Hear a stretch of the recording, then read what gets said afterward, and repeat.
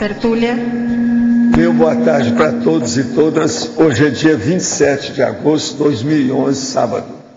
O verbete é o de número 2036. Tem 4 páginas, 45 logias e 18 máximos. Eu chamo a atenção que o detalhismo tem 13 máximos. O tema é percentual de racionalidade. A especialidade é a autorraciocinologia. Definição. O percentual de racionalidade é um nível exato da atuação da razão nas manifestações gerais da consciência, homem ou mulher, sobre as reações instintivas, animais, vegetativas ou do porão consciencial em qualquer fase da existência humana. A racionalidade como sendo a primo-pensenidade, o nível de carregamento no PEN dos autopensenes. A relação expressa em percentagens quanto à racionalidade vivida pela consciência. A rigor, sem racionalidade, inexiste autodiscernimento. A razão tomada como alicerce da vida humana. O percentual do senso de racionalidade teática. A racionalidade evolutiva do evoluciólogo. A racionalidade serena do serenão.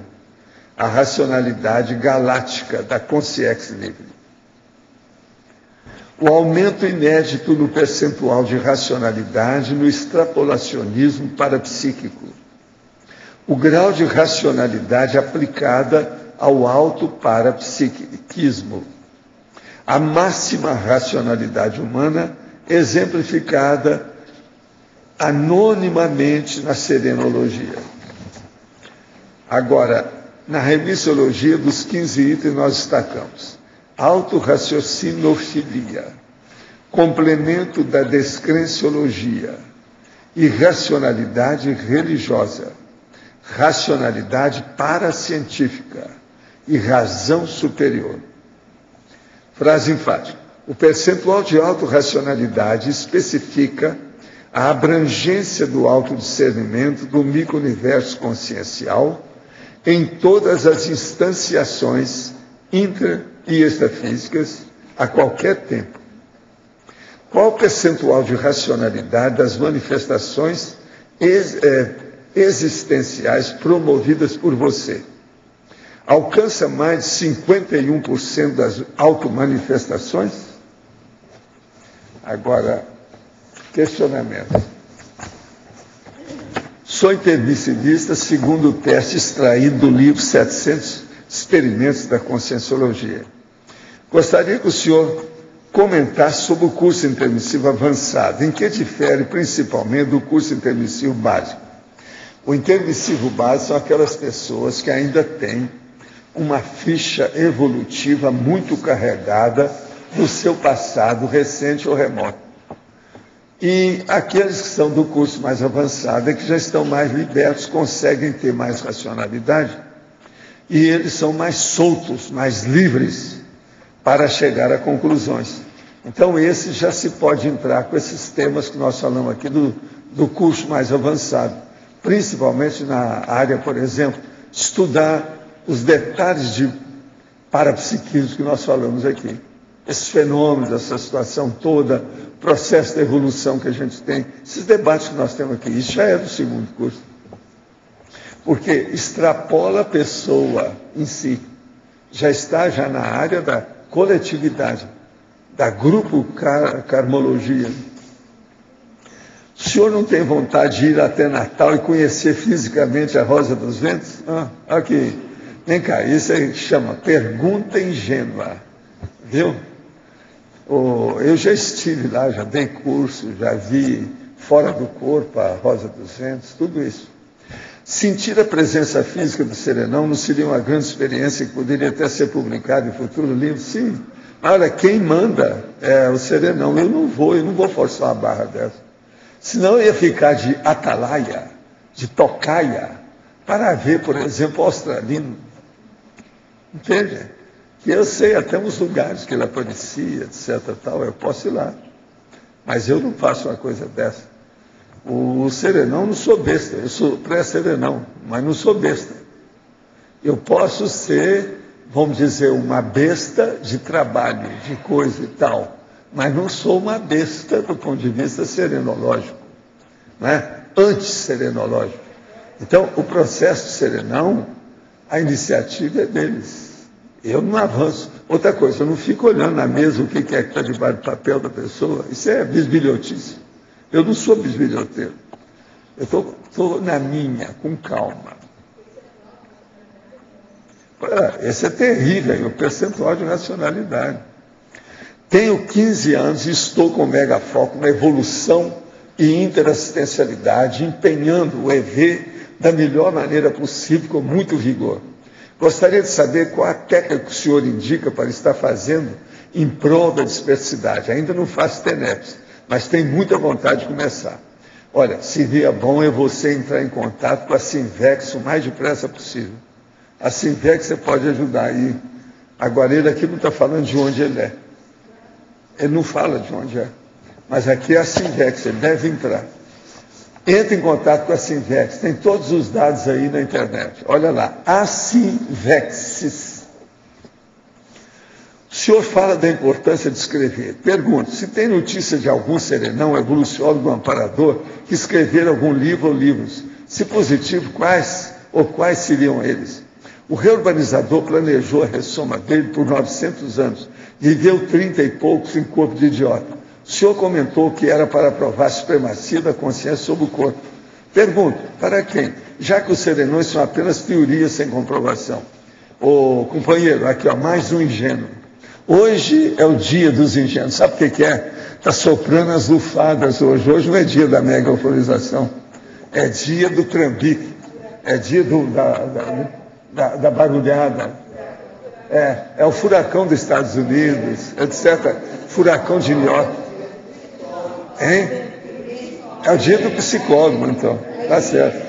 Mas agora, ô chefão, primeira coisa, você não acha que esse serenão veio para isso, para dar um esbregue em pessoas igual você, eu, e principalmente os mega assediadores?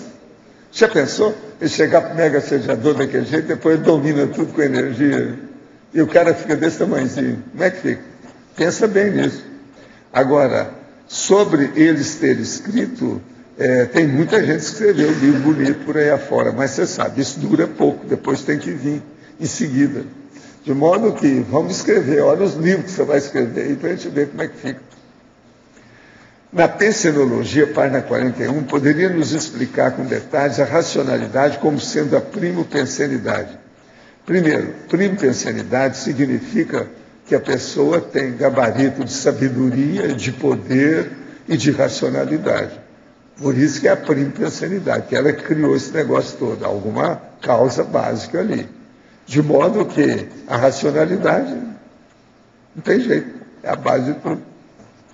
Na paradoxologia, página 43, segunda linha, o paradoxo da consciência superracional no exame das vivências intrafísicas, mas irracional na interpretação das paravidências. Seria este algum mecanismo de defesa do ego frente ao desconhecido existente na extrafisicalidade? Sim. É o que acontece com quem? A ciência convencional, eletronáutica. Os eletronóticos são todos isso aí. Com as mobilizações energéticas, percebo que estou desenvolvendo ectoplasmia. Nariz e olhos latejando. Sensação de vapor saindo do ouvido esquerdo e das narinas. Também sou consciente que a ectoplasma pode ser perigoso. Professor, poderia me dar alguns conselhos para prosseguir prudente e responsavelmente em meu desenvolvimento?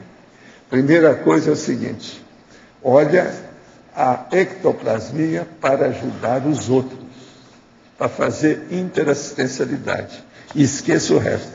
Se você fizer isso cosmoeticamente, está tudo bem. Muito se tem estudado sobre o valor do ciclo circadiano em relação aos vários aspectos. Melhor horário para se tomar determinado medicamento, fazer exercício físico, estudar com maior rendimento.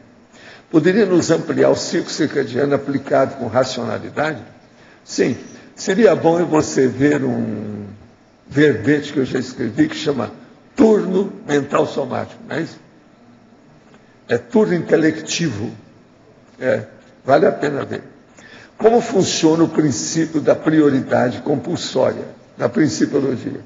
O problema todo é o seguinte, é quando você descobre que alguma coisa tem priorização sobre o resto. Aí, então, você vai ver que aquilo, perante a sua evolução, é uma coisa impositiva, é praticamente compulsório, do ponto de vista racional, lógico. Não dá para escapar, é inarredável, é imperdível, é insubstituível. Isso é o princípio da prioridade compulsória. Exemplo da prioridade compulsória. Por exemplo, seja cosmoético antes de tudo. Quer coisa mais séria do que essa? Agora, veja, no meu caso aqui é o seguinte, onde está a sua mega GESCOM? Isso é prioritário também. O que você está fazendo até o momento para a consecução da mega GESCOM? Isso também eu acho prioritário para todo mundo aqui. Tem uma colega de trabalho que trata sua filha com Ritalina. A menina tem 8 anos de idade e não consegue fixar a atenção. Parece ser crônica a hiperatividade e haver um domínio da psicomotricidade sobre a consciência. Em contrapartida, a menina é super inteligente. Há uma tendência de ser noturna. Ela toma medicamento pela manhã antes de ir para a escola. O medicamento tem efeito de 4 horas. Que outras terapias poderiam ser alternativas à administração desse medicamento? Qual o melhor procedimento a adotar? Não sei sua carga diária de sono. Olha, eu receitaria o livro da minha mulher, sabe? Hiperatividade eficaz. Leia lá e tire algum proveito aí para dar para sua filha. Sempre vai te ajudar. O livro é sério, muita gente que está debatendo o livro dela.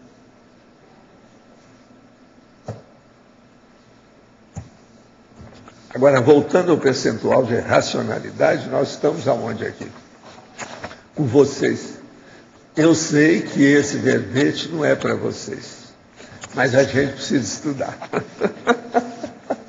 Tá certo? Então, vocês, se quiserem, podem ficar mudos, calados, ninguém falar nada, não debater, porque vocês já superaram essa etapa. Mas eu preciso de levar isso em frente.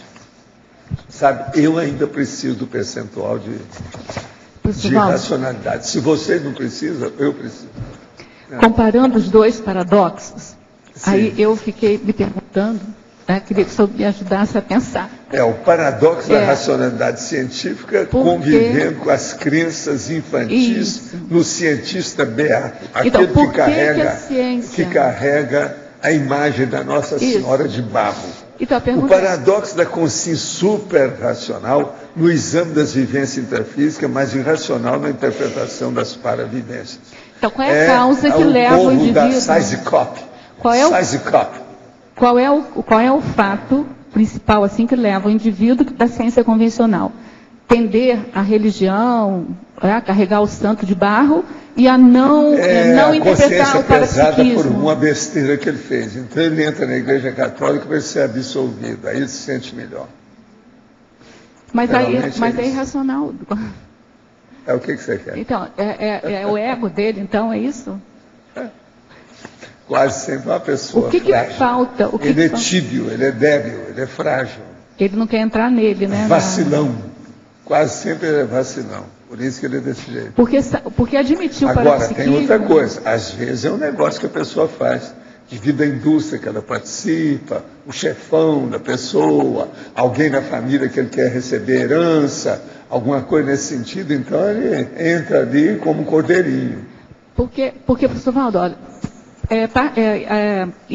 vivenciar, admitir o parapsiquismo não necessariamente quer dizer que ele vai fazer autopesquisa. Então, o fato dele não querer se autopesquisar, eu acho que não seria uma justificativa, assim, para ele não admitir o parapsiquismo, a multidimensionalidade e tal. Eu acho incrível como é que pode... Se ele estuda a si mesmo, ele vai ver que ele é multidimensional.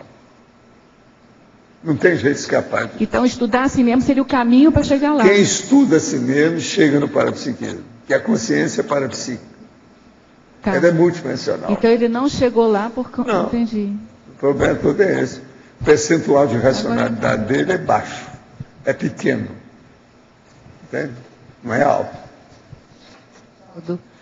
Como é que a gente pode adaptar aqui na argumentologia esses percentuais à escala evolutiva? Porque ali é de serenismo, né? A gente pode usar como sinônimo serenismo? Não, o percentual dali mostra a racionalidade da pessoa. É o mesmo... equivale a isso. Serenologia e racionalidade é mais ou menos sinônimo, né? O caminho é esse. É uma racionalidade depurada, avançadinha a serenologia. Na última página, na exemplologia, Sim. o senhor coloca 50% para a racionalidade primitiva e 90% para a racionalidade evoluída. Então, nessa faixa de 50 a 89, o senhor está... É o quê? É o medíocre ou o medíocre está abaixo de 50 ali? Você fica por sua conta. Você decide o que você quer. Eu já te dei ideia. Agora você, o percentual, deixa por sua conta. Te vira. Né? O nosso não está aí. É o doutor te vira. Né?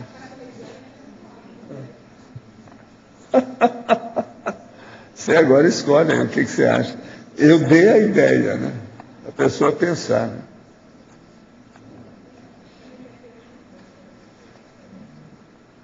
Acima de 51, além de 90. Menos de 50, torrou. É a vida. Percentual de racionalidade é uma coisa séria. Você está vendo por todos esses processos que você está fazendo de revisão comigo. Tem que ter muita concentração mental, muita atenção e dedicação permanente aos detalhes. As minúcias têm que ser levadas em consideração. Por isso que o processo de revisão amplia a capacidade racional, ou a raciocinofilia, ou a racionalidade da pessoa. Revisão é uma grande coisa.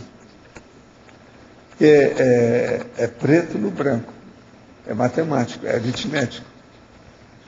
Entende? É muito concreto, muito definido.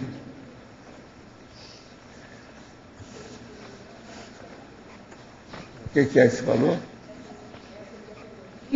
É uma impactoterapia com a gente. A gente não quer ser nem o primitivo e também não consegue ser o evoluído, então não é nada. Agora, eu estou fazendo com ele justamente um trabalho desse que eu vi que ele é bom na história, então nós vamos dar um jeito. Tem outro aí também que eu quero fazer de cobaia braba. É um médico que tem aí. Eu descobri que ele é bom em português. Sabe? É o Luiz Espósito. Ele é bom. Uma coisa aí que ele andou fazendo, então uma hora eu vou pegar a laço. Vamos ver o que nós fazemos. Pode falar. Valdo, estava falando até com a Mala a questão na evolução consciencial, esse percentual é lógico que ele vai aumentar de racionalidade, mas a qualidade também deve aumentar. Por ser vai devido ao processo da escolha prioritária. E você pode ter um percentual que se aplica numa coisa ou noutra. Esse tipo de aplicação mostra o gabarito que você está selecionando o seu repertório. Repertório de manifestações, repertório de conduta, repertório de atos, repertório de ações. Enfim, o processo etológico. A racionalidade, ela começa a se manifestar, ninguém precisa falar nada. Se você acompanhar a conduta de uma pessoa, quer dizer, o trajeto etológico dela, você sabe o nível de racionalidade que ela tem. Agora, pela lógica... Você está acompanhando uma pessoa, então você vê que ela entrou no bar e bebeu uma cachaça, já é uma coisa. Você está acompanhando a pessoa e viu que ela entrou no local e foi pegar e comprou um livro. Você chega depois, vai ver, e o livro era uma coisa muito séria, já é outra pessoa. Olha a racionalidade, como é que já mudou. Então, apenas a entrada numa livraria ou num bar já mostra a diferença da pessoa. Essa qualidade da razão, eu tenho uma certa dúvida em identificar o que seria uma qualidade da razão. A qualidade da razão é esse percentual dos 90% que nós estamos falando. Vamos chegar lá. Você quer melhorar a sua racionalidade? Você precisa, igual eu. Com você a gente pode falar. Você tem que diminuir um pouco isso aqui. Ó. Eu até está falando sem fazer nada hoje, eu acho que pensou no negócio. Aí, Não precisa tanto dias, romanismo, tanto italianismo. mas outra coisa, o serenão, eu posso dizer que é uma racionalidade, vamos dizer, ele é só a razão. Não é bem Talvez, só a razão, vamos dizer, né? mas Não é assim, pelo contrário, ele tem um sentimento elevado maior do que o da gente. Então, como é que fica isso? Agora, o ganho... O processo é a hiperacuidade. Eu te pergunto, o que é a hiperacuidade? O que seria a holomaturidade maior? É difícil saber. Eu não sei como é que é. Por exemplo, a consciência livre deve ter isso, né? Eu não sei como é que é. Eu não tenho capacidade ainda de fazer um bom resumo racional, lógico disso. Então, mas até eu vi até gente aí da convencional, psicólogo, dizendo que a emoção, ela é a antítese da razão. Eles mesmos falam. Até um certo ponto. O comocionalismo, sabe, de bicho, que é o instintual, realmente é, né? Porque ele obscurece a razão, né? Ele com muita emoção, a hora você que um perde cachorro roda assim, ó, que ele fica alegre e começa a rodar desse jeito, mostra uma irracionalidade dele. Não tem motivo. Se ele está alegre, é aí que ele devia ficar mais vivo para ver o que se passa. Agora não. Ele fica alegre, ele fica assim. Ó. Vocês olham que o cachorro faz isso. E é um fato. Ele roda sobre si mesmo, como se procurasse um uróboro, só que ele quisesse morder a cauda. Isso é um fato. Agora, então você veja, isso aí é uma demonstração de irracionalidade. No nosso nível, o ganho de maior racionalidade, maior percentual, parece que... A racionalidade, por exemplo, é eu xingar sua mãe e você agradecer com sinceridade. Você está entendendo? Isso é racional. Não, porque é racionalidade de alto nível. Você fala da vovozinha, eu não ligo. A vovozinha, mas a mãe é um negócio seríssimo. Eu não falo nada da mamãe. A mãezinha, eu não falo. Agora, a vovozinha já é outra coisa. Né? Mas que eu ia isso aí já é da gíria, é brincadeira mesmo. Eu vou perguntar o seguinte, o ganho de racionalidade, até em percentual e qualidade nossa, ele ocorreria também, de certa forma, natural. Depende da tua atuação, aquilo vem, parece que... Você está falando morrer? É isso que você falou? Não, morrer. O ganho de racionalidade para a gente, no nosso nível, sim, ele ocorre naturalmente? Pergunta também, não sei. Sim, quem mexe com a racionalidade recebe logo os proventos, as deduções do dividendos, etc. Tal. Isso é inevitável. Né? A racionalidade leva para o acerto. A irracionalidade reduz a pessoa ao erro. Não tem jeito. Uma outra saída para isso. O que eu vi também na etimologia... Nós somos um pouquinho diferentes dos outros bichos, só por causa de um pouquinho de razão que a gente já tem.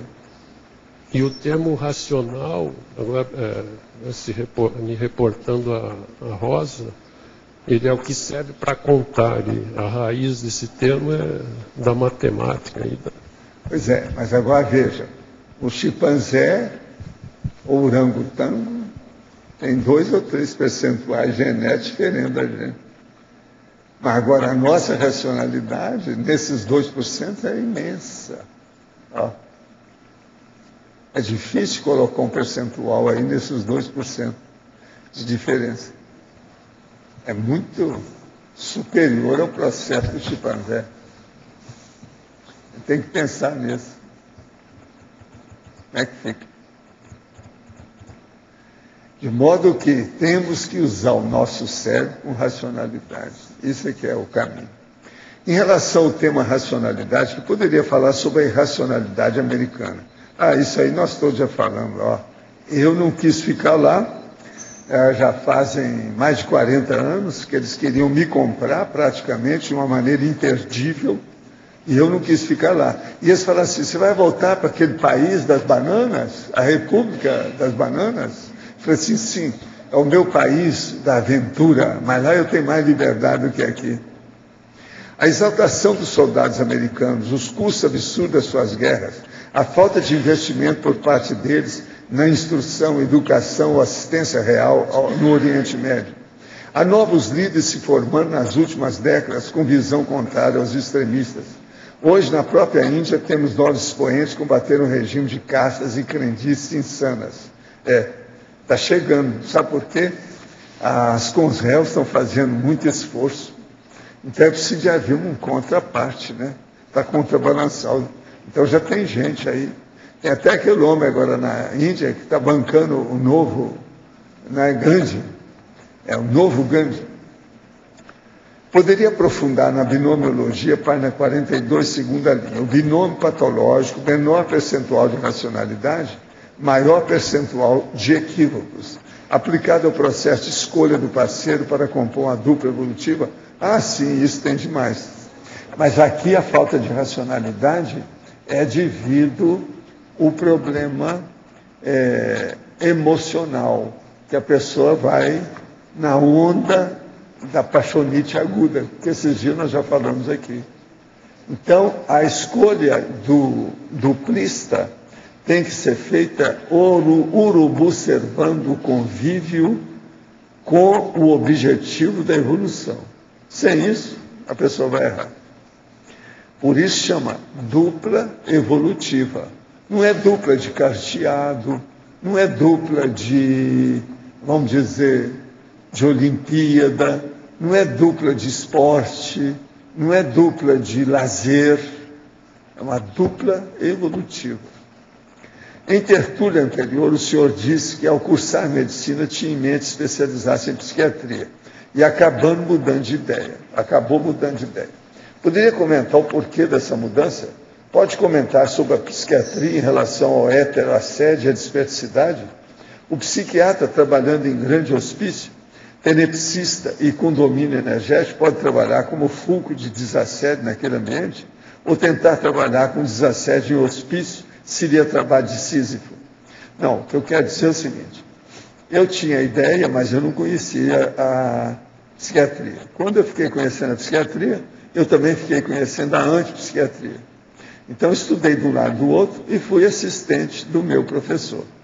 Com o passar do tempo, eu deixei a psiquiatria, que eu não quis fazer, porque era coisa muito assim materializada ainda, tudo que estava sendo feito. Os processos, por exemplo, de eletrochoque, do jeito que eram feitos, a situação toda. Eu falei assim, eu não vou fazer isso. Agora, com o tempo, o meu professor é que se aposentou da psiquiatria e veio para a conscienciologia comigo. Ele já era velhinho, o rosto dele já estava todo apergaminhado, cada idade, tudo isso, estava sentado na frente e fazendo pergunta aí para a gente debater os processos de conscienciologia. Então, você veja, eu não errei tanto assim. Eu acho que eu acertei dentro das minhas coisas. Agora, não sou contra a psiquiatria. E hoje a psiquiatria está melhor do que era. Agora, outra coisa que eu gostava demais era a neurologia, que hoje é chamada de neurociência. Mas eu também não entendo, porque o negócio estava muito ainda rudimentar demais. Hoje já está melhor. Já vale a pena também estudar a neurociência.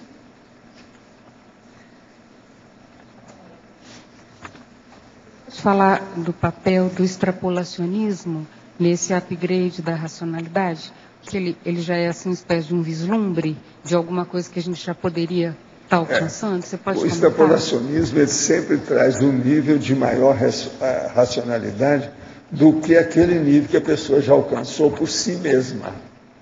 Então ele dá, se a pessoa ponderar, a pessoa refletir sobre o assunto, ela vai chegar a determinadas conclusões de expansão das abordagens. Expansões, que eu estou falando, expansão lógica. Vai ajudar a pessoa a ter uma lógica maior na apreciação dos fatos e parafatos. Agora, o problema mais sério que eu acho, viu, Mauro, é o processo da paraperceptibilidade. O extrapolacionismo parapsíquico. Ele chega a determinados níveis inconcebíveis ou inimagináveis pela gente. Agora, Valdo, a gente pode usar esse extrapolacionismo que teve como um fator assim, é um nível que a gente já pode alcançar, tanto que a gente já experimentou uma vez. Já. Então a gente Mas chegou agora ali. o problema é que a pessoa ela pode alcançar, mas ela não está preparada para isso. Ela não tem infraestrutura. Infra. Então, infraestrutura. O que precisa é criar a infraestrutura dela. Ela não tem. Porque você sabe, se você der aí uma alegria muito grande para a pessoa pode morrer de infarto na hora. Isso aí varia muito. Uma alegria excessiva pode ser mortífera. Então, o processo do extrapolacionismo também tem estudo. Outra coisa, existe, além do extrapolacionismo, existe o estupro evolutivo.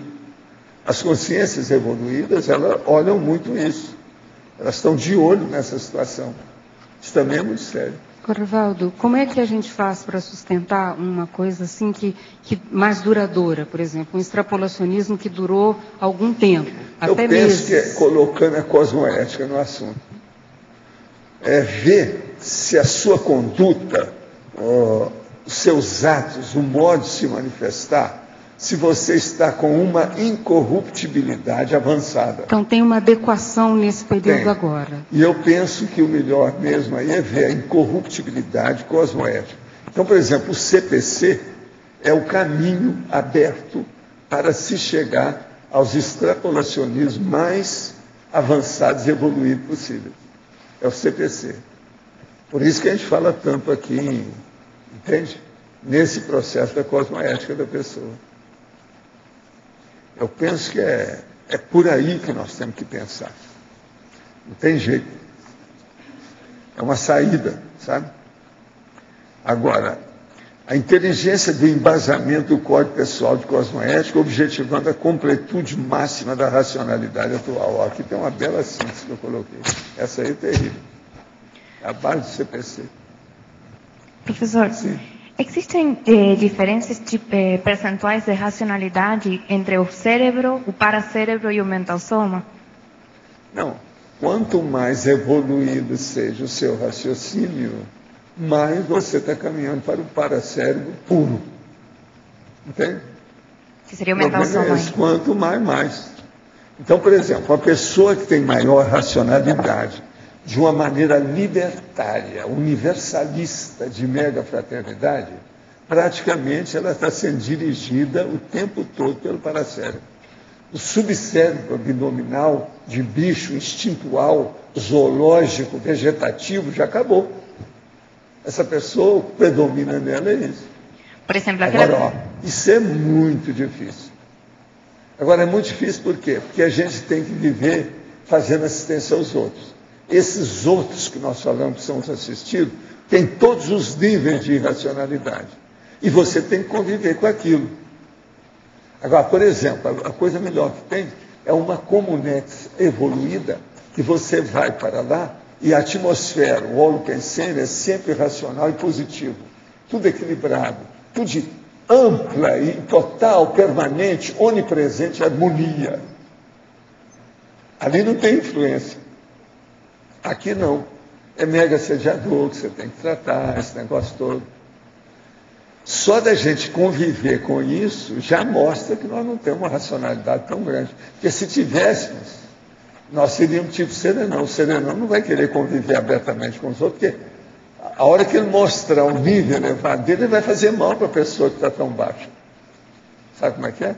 A pessoa desanima. Tem gente que desanima com as nossas coisas. E olha que aqui tudo é pré-serenão. Ele fica desacoroçoado, ele fica desanimoso. Entende? Não está animado com o negócio. Dá um desamo. É assim que o cara fala, dá um desamo. Besteira, né? Agora, tudo por quê? Falta de racionalidade. Quem desanima para as coisas boas é porque não tem racionalidade efetiva, né? Não tem nada. Falta mesmo. Agora, o processo é a razão. Razão. Nesse caso que você colocou de a pessoa que desanima com as coisas daqui, qual que seria o percentual de racionalidade que ele estaria tendo, manifestando nesse momento? Não, nessa hora ele é um bicho, né? É a gatinha lá de casa. Quanto número, é mais gatinha, ou menos? É a gatinha. O número é da gatinha. É pequeno. Então, está aí para Comer, dormir, bocejar, abrir a boca. Sabe como é que é? É para isso. Entende? Sai do lugar que está frio, vai para o lugar mais quente, igual a minha gatinha lá, que ela fica em cima dos nobreques, que é quente. Ela fica mais tempo lá, é gostoso. Entende? Para ela. Agora, quando a temperatura fica igual, ela fica atrás do computador para olhar para mim. O tempo todo, eu estou trabalhando, ela está de olho em mim. Então você veja, há um processo desse. Gatinha, falta racionalidade. Agora, não adianta eu pegar o verbete e ensinar para ela. Então, veja, há um desperdício enorme entre ela e eu. É tanta coisa que a gente podia fazer, e, no entanto, não posso. Tudo tem sua hora, tudo tem seu nível. Terrível você pensar nisso, pensa bem. Aqui na letra B, na página 41, fotologia, de baixo para cima, segunda linha, o percentual do senso de racionalidade teática. Esse senso de racionalidade, ele já é intrínseco à personalidade da pessoa, quando a gente já vem? No nosso nível, por exemplo, todo mundo já tem um senso de racionalidade. Mas ele varia muito. Ainda. Mas a gente já vem com ele. Ah, vem. Você já tem. Agora, veja. Quando essa racionalidade é muito grande, ela predomina na paragenética. Então, quando você vem para cá, a sua paragenética, ela ultrapassa o nível da genética da família. Então, a gente tem que ver muito, principalmente do ponto de vista emocional, como é que a gente é perante a família. Eu estou na média da emoção da minha família ou sou superior a isso? Por aí você vê a racionalidade. Isso é uma regra. Pode olhar que é um princípio que funciona. Ele atua seriamente. Agora, o que eu vejo é o seguinte, a racionalidade é uma coisa boa de ser aferida. Por quê? É praticamente aritmética. Como que a gente pode fazer isso assim no dia a dia? Nas ações, nas atitudes? Olhar o resultado das coisas, o processo cosmoético, se tem evolução ou não, se aquilo faz bem ou não, se demonstra equilíbrio ou não. Tudo é racionalidade. Agora, o que nós trabalhamos, por exemplo, os verbetes da enciclopédia, é tudo baseado em racionalidade. Agora, a base de tudo isso tem um princípio, é o princípio da descrença. É a pessoa fazer a autoexperimentação a partir do paradigma conscienciológico, que é o que a gente faz. Tudo é baseado nisso, isso é racional. Então, por exemplo, eu não admito nada que eu leia, eu tenho que fazer a experiência para ver se...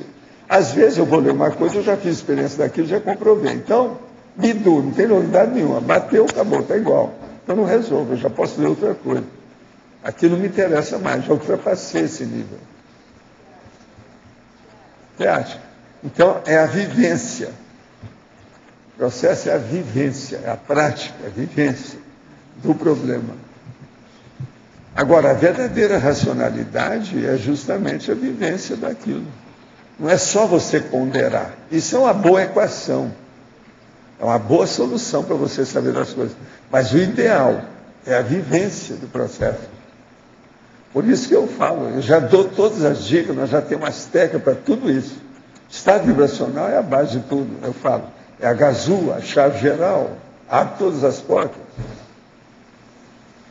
Agora, vocês vejam, olha, a conscienciologia, ela tem princípio, meio e fim. Tudo com uma interconexão, coesão interna, o tempo todo. Tem que ter racionalidade. Então, o que é? Uma pessoa que quer estudar, eu falo assim, pega o CD-ROM da enciclopédia e veja o que tem irracional. E mete o pau, vem para cá discutir com a gente. Venha para a caixa você também, quer dizer, venha aqui para o tertuliário você também. O tertuliário tem a porta aberta e é gratuito, a entrada é franca, é grátis. Então o processo é chegar lá, é ver como é que a gente faz com isso. Agora, esse desafio, eu vi o Fábio fazendo isso, faz quantos anos? Algumas dezenas de anos. De vez em quando vem a pessoa, a gente conversa, etc. Alguns até que mudam, outros voltam danados da vida, a gente depois não fica sabendo. Alguns voltam e depois revoltam. Quer dizer, revolta, que eu estou dizendo, eles se revoltam, mas depois ele revolta, ele torna a voltar. Entende? Aí já acabou a revolta. Então, tudo isso já vi. Professor, então, o senhor vê alguma relação entre o período do dia e o percentual de racionalidade que a pessoa apresenta? Ah, perfeito, devido ao processo biológico. Nós não temos a mesma inteligência o tempo todo. Tem hora que a pessoa não tem inteligência nenhuma, que ela está entregue às baratas. Às vezes comeu um frango inteiro e vai debater uma coisa, não adianta. Ó, o sangue desceu tudo e está na área gastrointestinal, no estômago. A cabeça foi embora para o espaço. O cara está... A sonolência danada. Então, isso não fonôncia. E outra coisa, as pessoas, você sabe, ela levanta às 7 horas. Tem umas, só às 10 horas ela fica lúcida. Ela demora 3 horas nos reflexos da hipnopompia. Quer dizer, isso é uma coisa terrível. Essa, então, precisa saber que hora que você é gente. Que o resto do dia ela é bicho. Então, o processo é ver quando ela é gente. Agora, professor...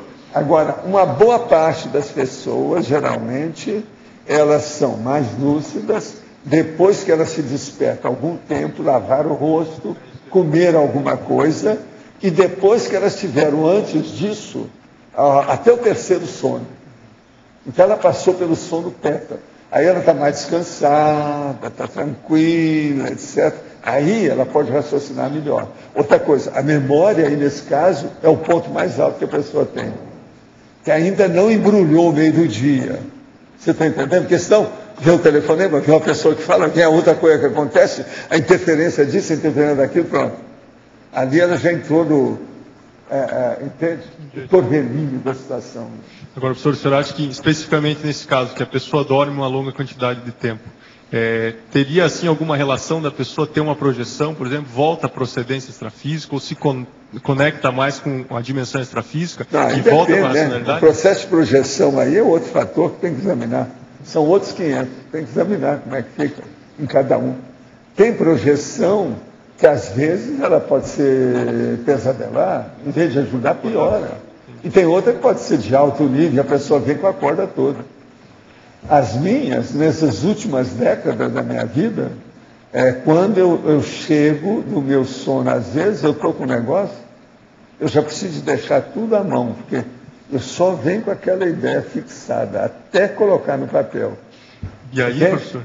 Aí eu tenho que trabalhar tudo, então eu já deixo tudo. Eu tenho que usar um sapato, que eu uso sapato tênis, né, igual esse que eu estou usando aqui, que é devido ao frio do computador nos meus pés, pela minha idade. Então eu tenho que usar o sapato. Eu já deixo tudo arrumado. Sapato, óculos, lanterna, para sair no escuro. Você está entendendo? Tudo. Tudo à mão, tudo certinho. Outra coisa, eu estendo assim, eu já vou direto para a lanterna. Está na distância do meu braço. Tudo de casa pensado. Agora, veja, são muitos anos trabalhando desse jeito. Né?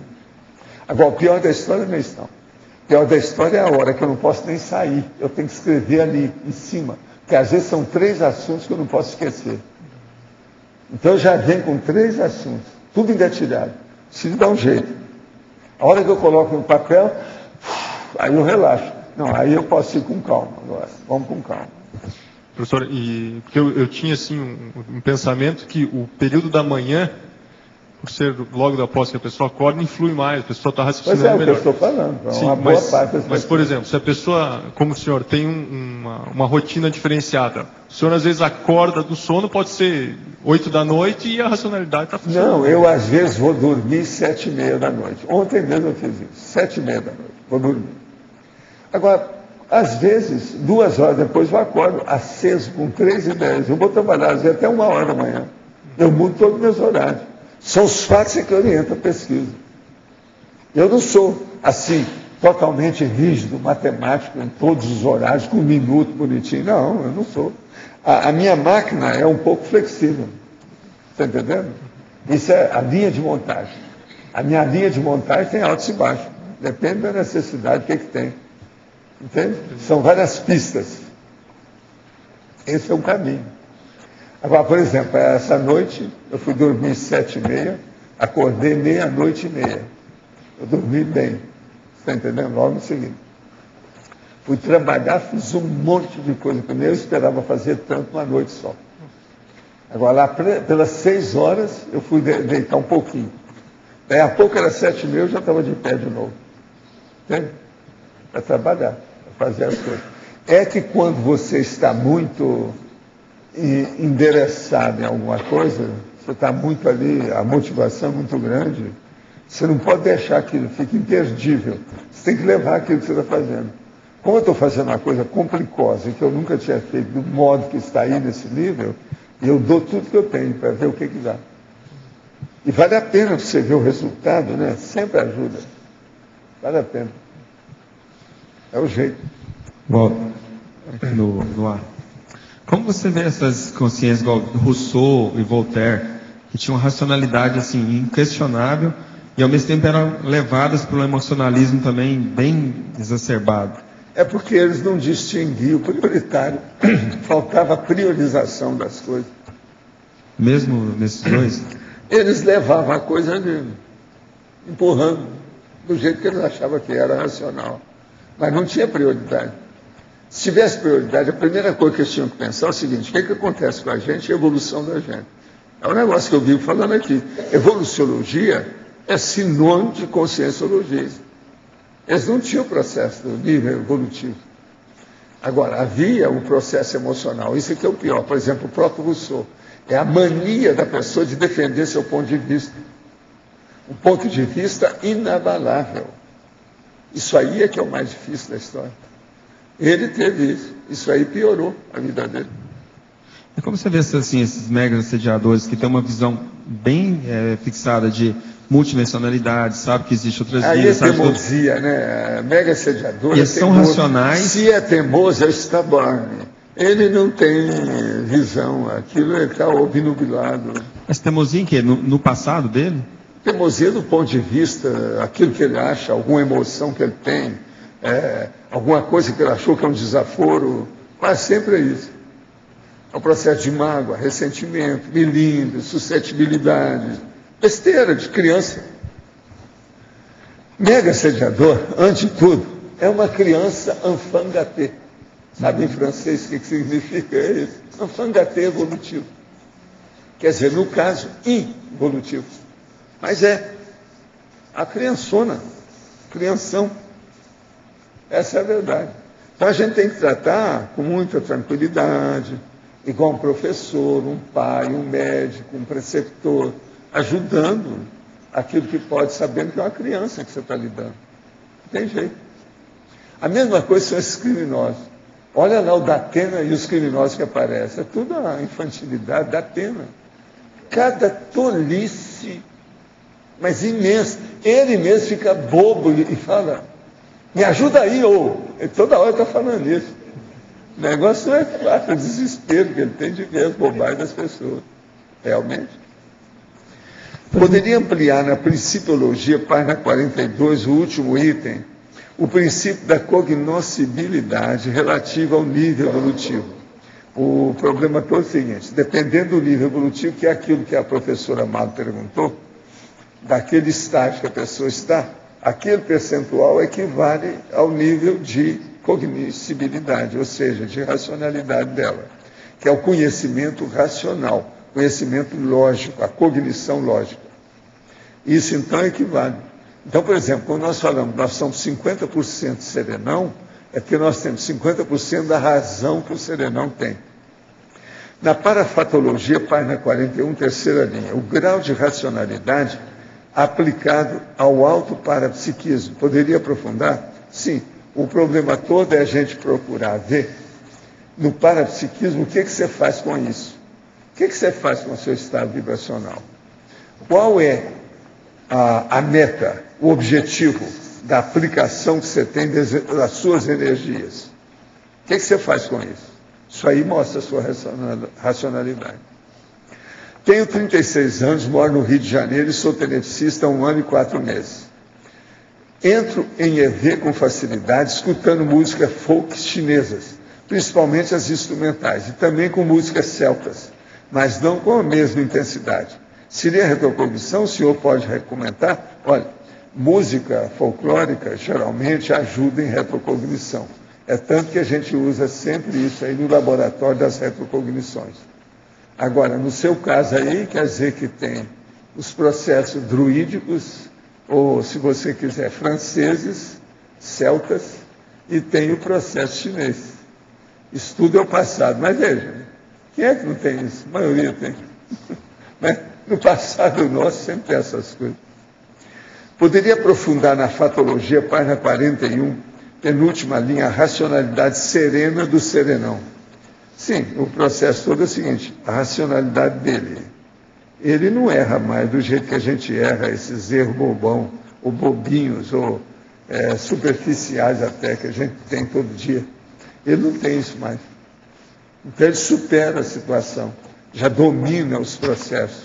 Agora, o que eu vejo que um serenão domina mais é a fisiologia humana. Por isso que eu admirava muito o reurbanizador com o processo do corpo de idiota que ele tinha. Se uma pessoa domina a fisiologia humana, é porque ela já chegou a um nível de racionalidade violentíssimo, muito elevado. Você não acha que tem lógica? Fisiologia, porque se dominou a fisiologia humana, você tem o resto tudo na sua mão. As consciências também sonham quando dormem, isso depende do nível delas, onde elas estão. E tem consciências que não precisam dormir nunca. Tem isso também. Pensa bem como é que é. Então, o processo de sonho, o processo aí dessa condição, isso varia de consciência para consciência, ou de consciência para consciência. Sempre põe muito em relevância, assim, perguntar... Como é que é? Você sempre pôs em relevância perguntar para a gente se você já observou o seu diferencial em relação à sua família. Você é muito diferente dos seus irmãos? Você sempre faz essa pergunta para muitas pessoas, não só para mim, tudo isso. Isso já marca um determinado nível de racionalidade em relação àquele grupo. Nossa. Mas não é um pouco palavras que consolam? Porque em relação àquele grupo... Não é, não. Não é isso? Se você está lá dentro, é muito importante. Na hora que você observa que você está melhor num ponto do que eles, isso aí é uma responsabilidade enorme para você ajudá-los. Então, do ponto de vista evolutivo, é uma coisa seríssima isso aí. Eu não falo à toa, não.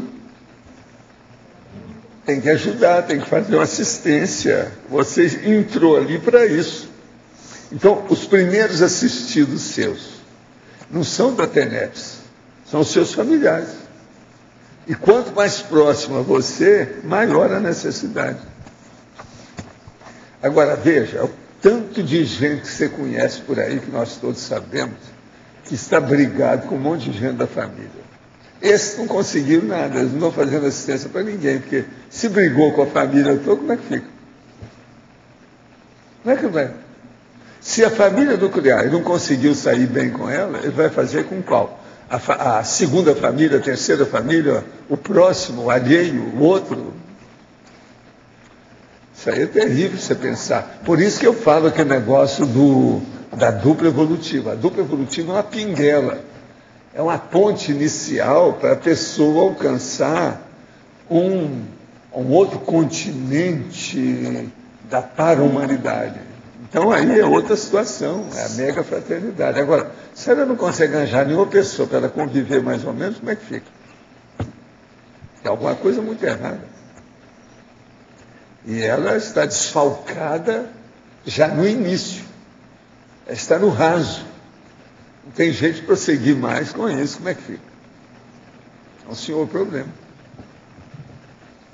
Agora, tudo é um processo matemático. Por isso que eu falo, entrou racionalidade, tem que, no mínimo, pensar em aritmética.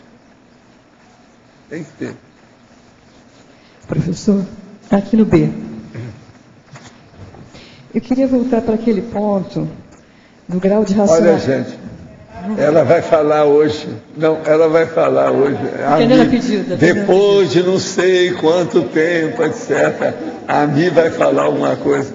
Mas então, pode falar, ela saiu do voto de silêncio. Então, voltando naquele ponto do grau de racionalidade aplicada ao autoparapsiquismo, eu e a Adriana Kawati estamos fazendo uma pesquisa sobre a Helena Blavatsky, ali com o Jarbas também. Então, a pergunta é, aparentemente, ela se aplicou bastante para desenvolver o parapsiquismo dela. Mas ela tinha uma coisa muito séria. Ela era prepotente. Autocrata.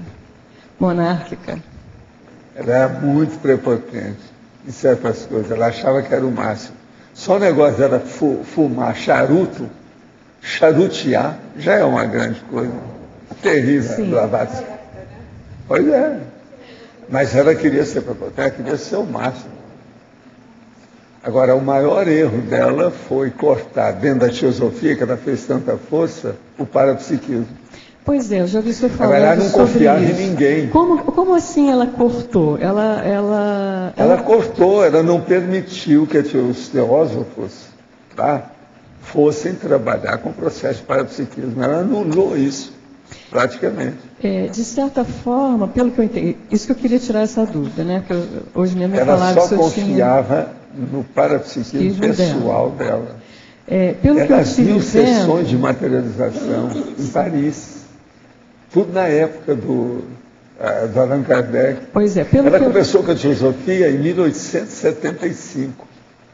Entende? Uhum. O processo todo é esse. O Allan Kardec já tinha morrido, ela já podia ter mexido com o espiritismo, feito alguma coisa melhor. Mas pelo que eu estive estudando, é isso que eu queria perguntar para o senhor. Ela não era favorável à questão do espiritismo em função da mediunidade burra, digamos mas assim. Mas ela tirou tudo. Mas é o seguinte, ela achava que quem era sensitivo era só ela.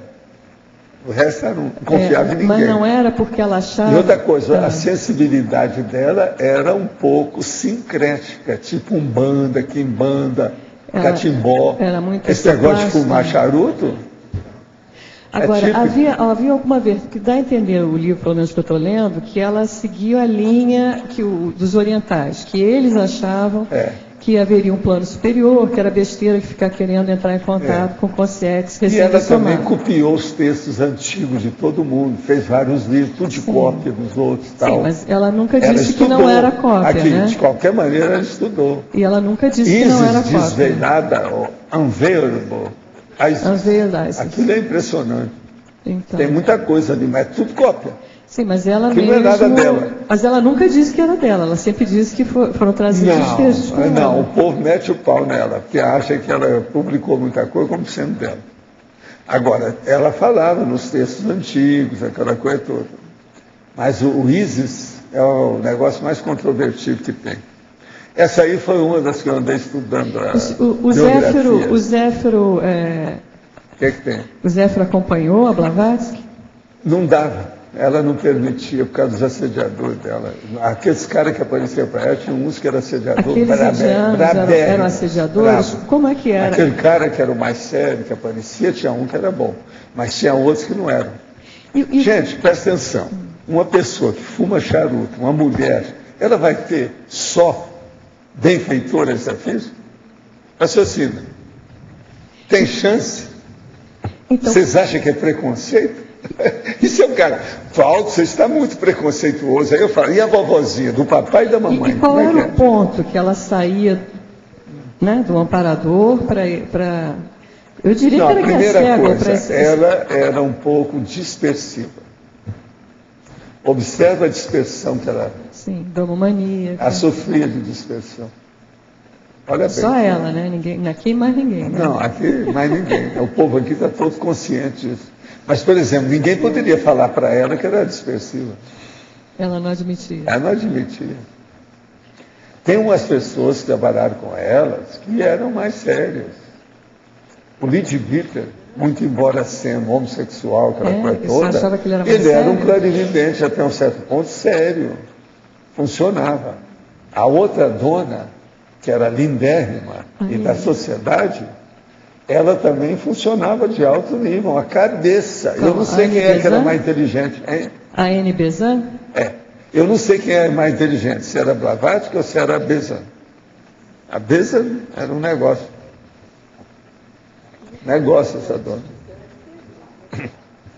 Não, isso foi coisa que porque a Blavatsky era muito política. Então ela que deu a indicação para o Gandhi para fazer a revolução não cruenta, a incruenta, a pacífica. Agora, ela teria uma ProEx que desandou? A gente não sabe, né, como é que é. O negócio dela é muito complicado, de onde ela veio, por onde ela passou, o que ela fez. A época não era muito boa para ela. Porque, por outro lado, ela tinha umas noções muito corretas, né? De que a América que seria o local, ela tinha algumas coisas assim, que parece bem... leu muito, né? Quem lê muito não erra tudo, não tem jeito. Entende? Quem anota tudo, copia tudo, não erra tanto. E o senhor tem alguma ideia de quem ela foi em vida anterior? Não. Eu só sei que eu estive examinando o nível dela dentro do conscienciograma, não é uma coisa de julgar fora. Ela tinha algum valor, mas tinha também cada fissura enorme. E o senhor tem ideia de por onde ela anda? Não. Não sei. Essa aí eu não estou sabendo de nada. Está por aí, né? Está rolando? Já mexeu com muita gente em lugares diferentes. O negócio é brabo, muito sério. Tem muita coisa. Valdo. Aqui. Eu queria que você comentasse, aprofundasse o quanto que o temperamento influencia na racionalidade.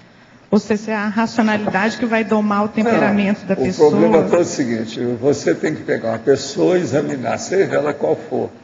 Qual o nível de racionalidade que ela tem? Por aí você vai ver o temperamento dela. Mas então uma coisa está ligada à outra. Os temperamentos são sem racionalidade devido ao processo de emoção excessiva de bicho, que é o subcérebro abdominal. A pessoa está no porão consciencial.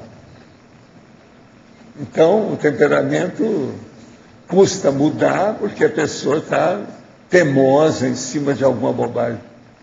Então, mas daí essa pessoa estaria enrolada. É irracional. Né? A pessoa tema numa irracionalidade é irracional. Mas se a última coisa que a pessoa muda o temperamento... Irracionalidade. Ela é irracional. Eu, por exemplo, eu só gosto de debater, discutir as coisas quando eu vejo que uma pessoa tem alguma percentual de racionalidade. Se eu vejo que ela não tem, se ela é fanática, não tem racionalidade. Eu não vou perder tempo com esse povo. Foi por isso que eu deixei espiritismo, essa coisa toda. Seita e religião é fanatismo. E é das piores coisas que tem na Terra. Não adianta querer dourar a pílula, fala que, não, mas não é tanto. Isso aí, o é tanto, isso é besteira. Ou é, ou não é. O que é que predomina? Isso é que interessa. Agora, não, mas essa religião é melhor do que isso que você está falando, essa aqui é melhor do que aquela lá, bobagem. Não adianta. A gente dourar a pílula não resolve. Edulcorar a realidade é tolice. Os fatos são fatos. Nós temos que admitir o fato como ele é. Não podemos brigar com ele, ou torcer, ou fazer uma versão ao nosso modo, do jeito que a gente gosta. Isso não dá.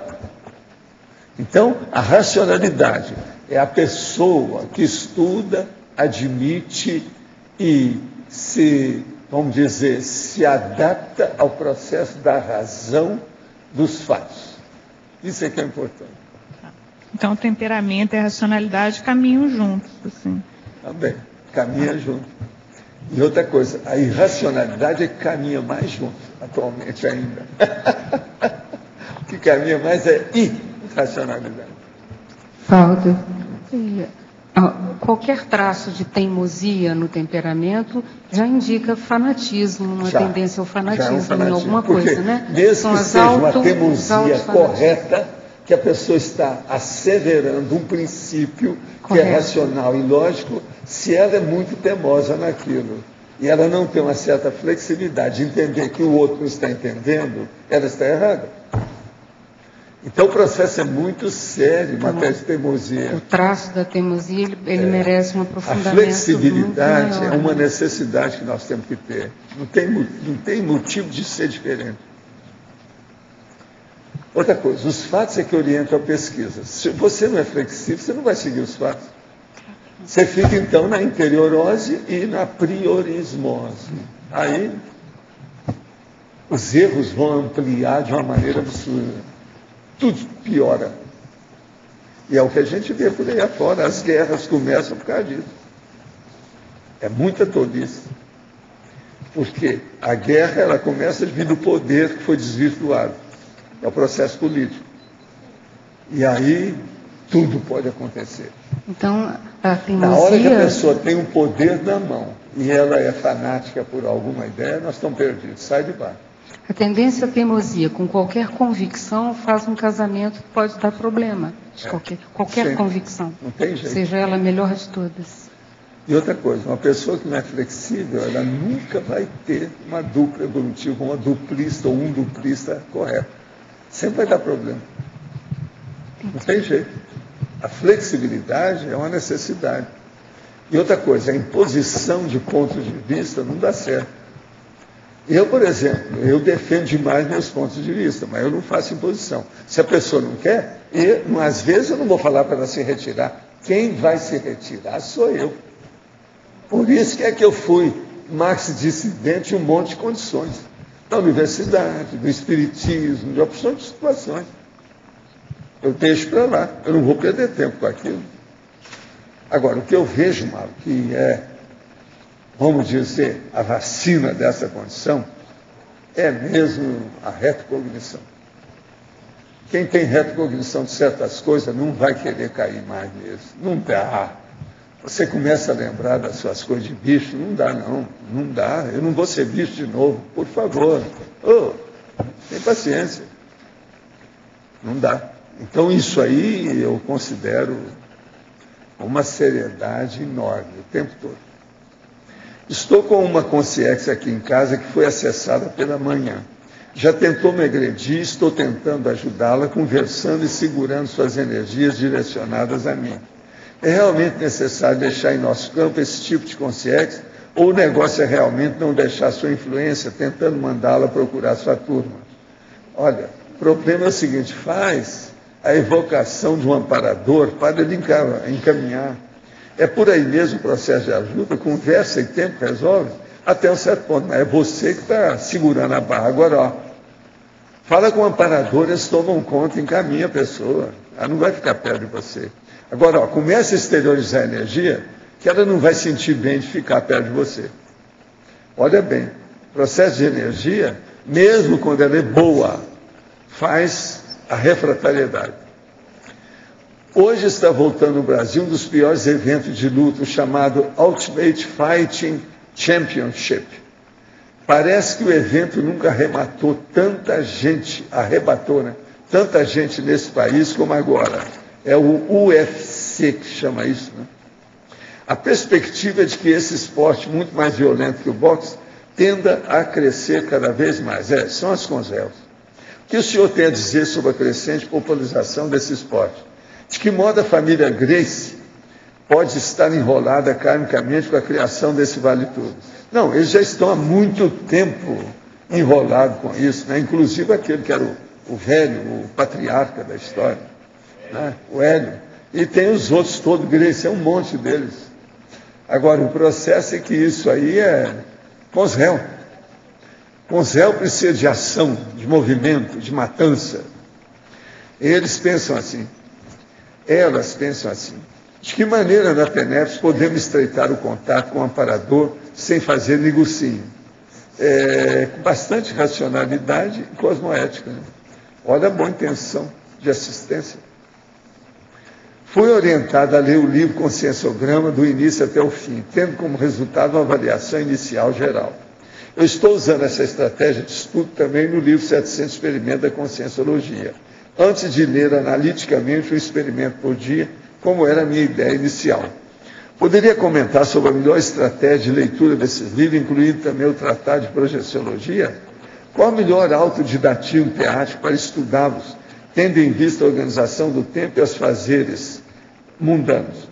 O melhor é você pegar aquilo que seja o assunto essencial para a sua vida hoje e estudar aquilo em todos os livros simultaneamente. Olha, assunto por assunto, você vai ter uma visão de conjunto maior. Uma dupla evolutiva com seus ideais parecidos, mas com uma vida totalmente diferente uma da outra, tem chance de dar certo? Olha, isso aí é duro, né? Você está querendo que a gente vai falar o quê? Qual conselho o senhor poderia dar para que possamos acertar, já que estamos iniciando agora? Concessão. Concessão e concessão. São três coisas sérias. Concessão. Segundo, concessão. Terceiro, concessão. Concessão com muito entendimento, para não chegar no acumpliciamento. Muita racionalidade para fazer as concessões, para você não ser comparsa de ilicitudes, da criminalidade. Esse aqui é um caminho, né? É uma saída. Pensa por aí. Quem está perguntando é uma moça de 25 anos. Professor, sim. Em termos de atributos conscienciais, a gente poderia fazer uma relação direta entre racionalidade, vontade e interassistencialidade? Como o senhor faria essa relação? Pode ser feito isso aí, mas agora o que eu vejo mais sério é a hiperacuidade, que eu gosto de chamar da holomaturidade.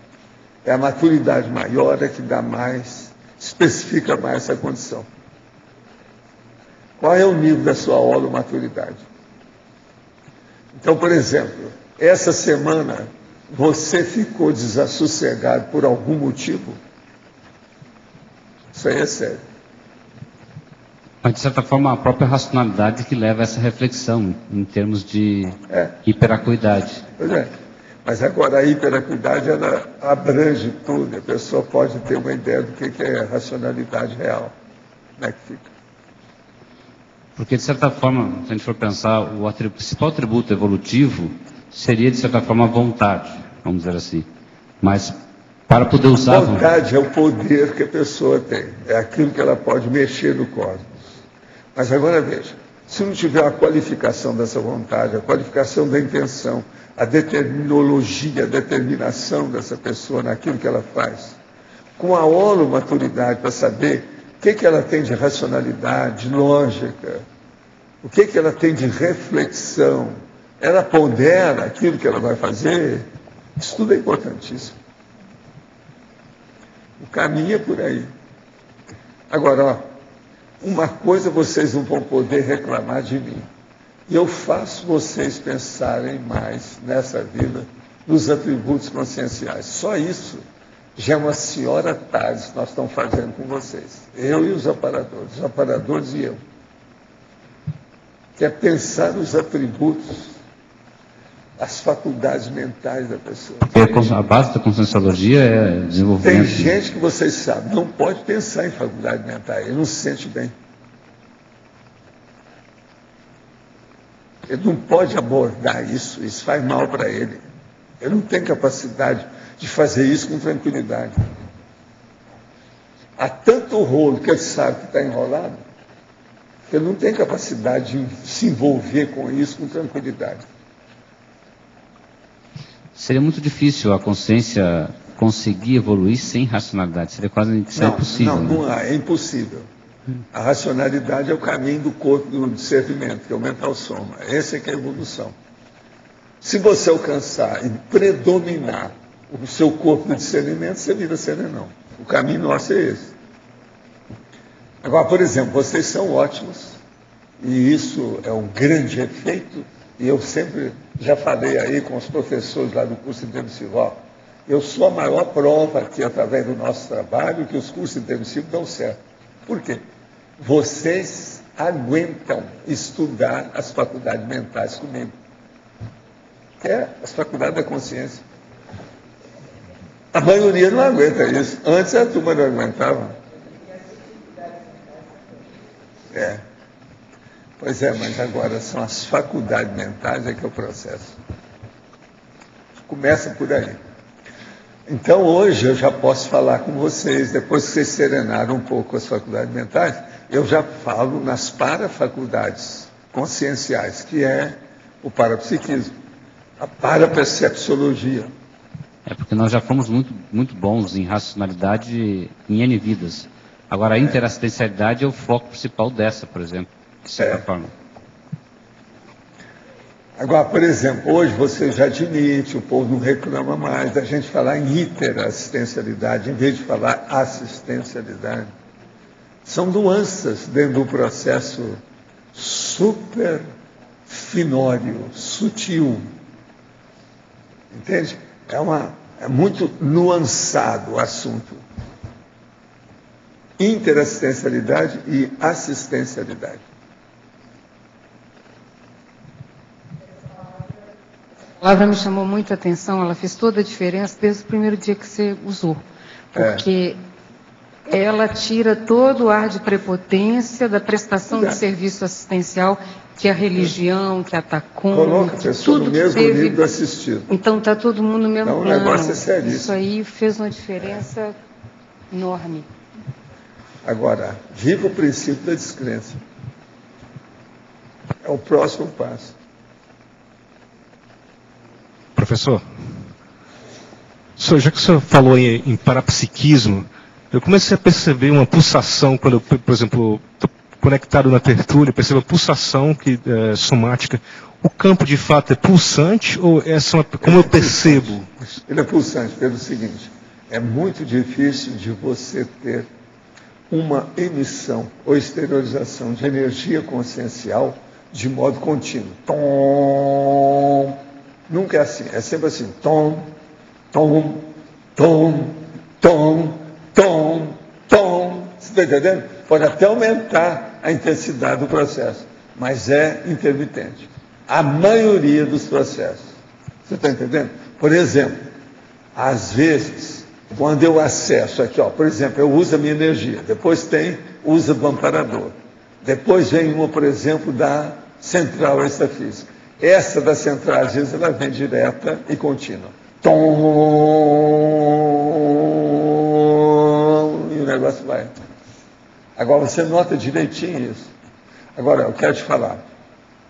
Eu acho muito difícil, quando você desenvolver os seus processos de energia, você está começando agora, de você trabalhar com essas intermitências da energia sem sentir isso na sua cabeça. Você vai sentir o negócio lá dentro. Hum, hum, hum, hum. Isso é batatófilo, não tem jeito de você fugir. A maioria é assim. Você divide os nervos cranianos, os processos as sensações do nosso sentido, principalmente da cabeça, ouvido, tímpano, o negócio todo, a parte ocular, oftalmológica, o trato oftalmológico, tudo isso influi. E o processo do esfenóide que segura a barra. Agora, junto com isso, o povo quer falar na pineal, etc., outras coisas que vêm, mas o problema todo é de energia. E o corono chakra é que coroa mesmo o negócio, está aí, funcionando, em cima. Agora, isso do processo do hum, é uma máquina. Por exemplo, quando eu estou trabalhando aqui com a mega euforização, é isso o tempo todo. Agora, por exemplo, nunca ninguém me perguntou, mas você pode perguntar que eu vou te responder. Por exemplo, quantas emissões dessas intermitências acontecem quando a gente trabalha durante 5 minutos na mega euforização? Se você olhar, a maioria são mais ou menos 5 minutos. 5 minutos para o primeiro campo, 5 minutos para o debate, depois do primeiro campo, depois 5 minutos para o segundo campo e 5 minutos para o término do segundo campo. Geralmente são 20 minutos, que é a média que eu tenho. Por exemplo, nesses 5 minutos que se faz a mega euforização, quantas emissões saem? Você tem uma ideia? Em torno de 1 por segundo, mais ou menos. Bem, mas faz o cálculo aí, então, você com o seu segundo da sua ciência. 300. Mas eu sei mais minutos. ou menos, é entre 200 a 300.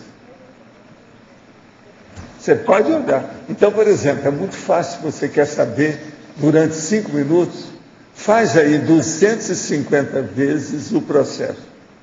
Você vai chegar em 5 minutos. Professor, então, o que acontece aí nessa média seria isso. Eu não fico contando isso, mas eu sei que é.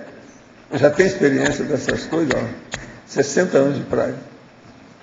Agora, comigo, o processo timpânico é violento, devido à minha sinalética.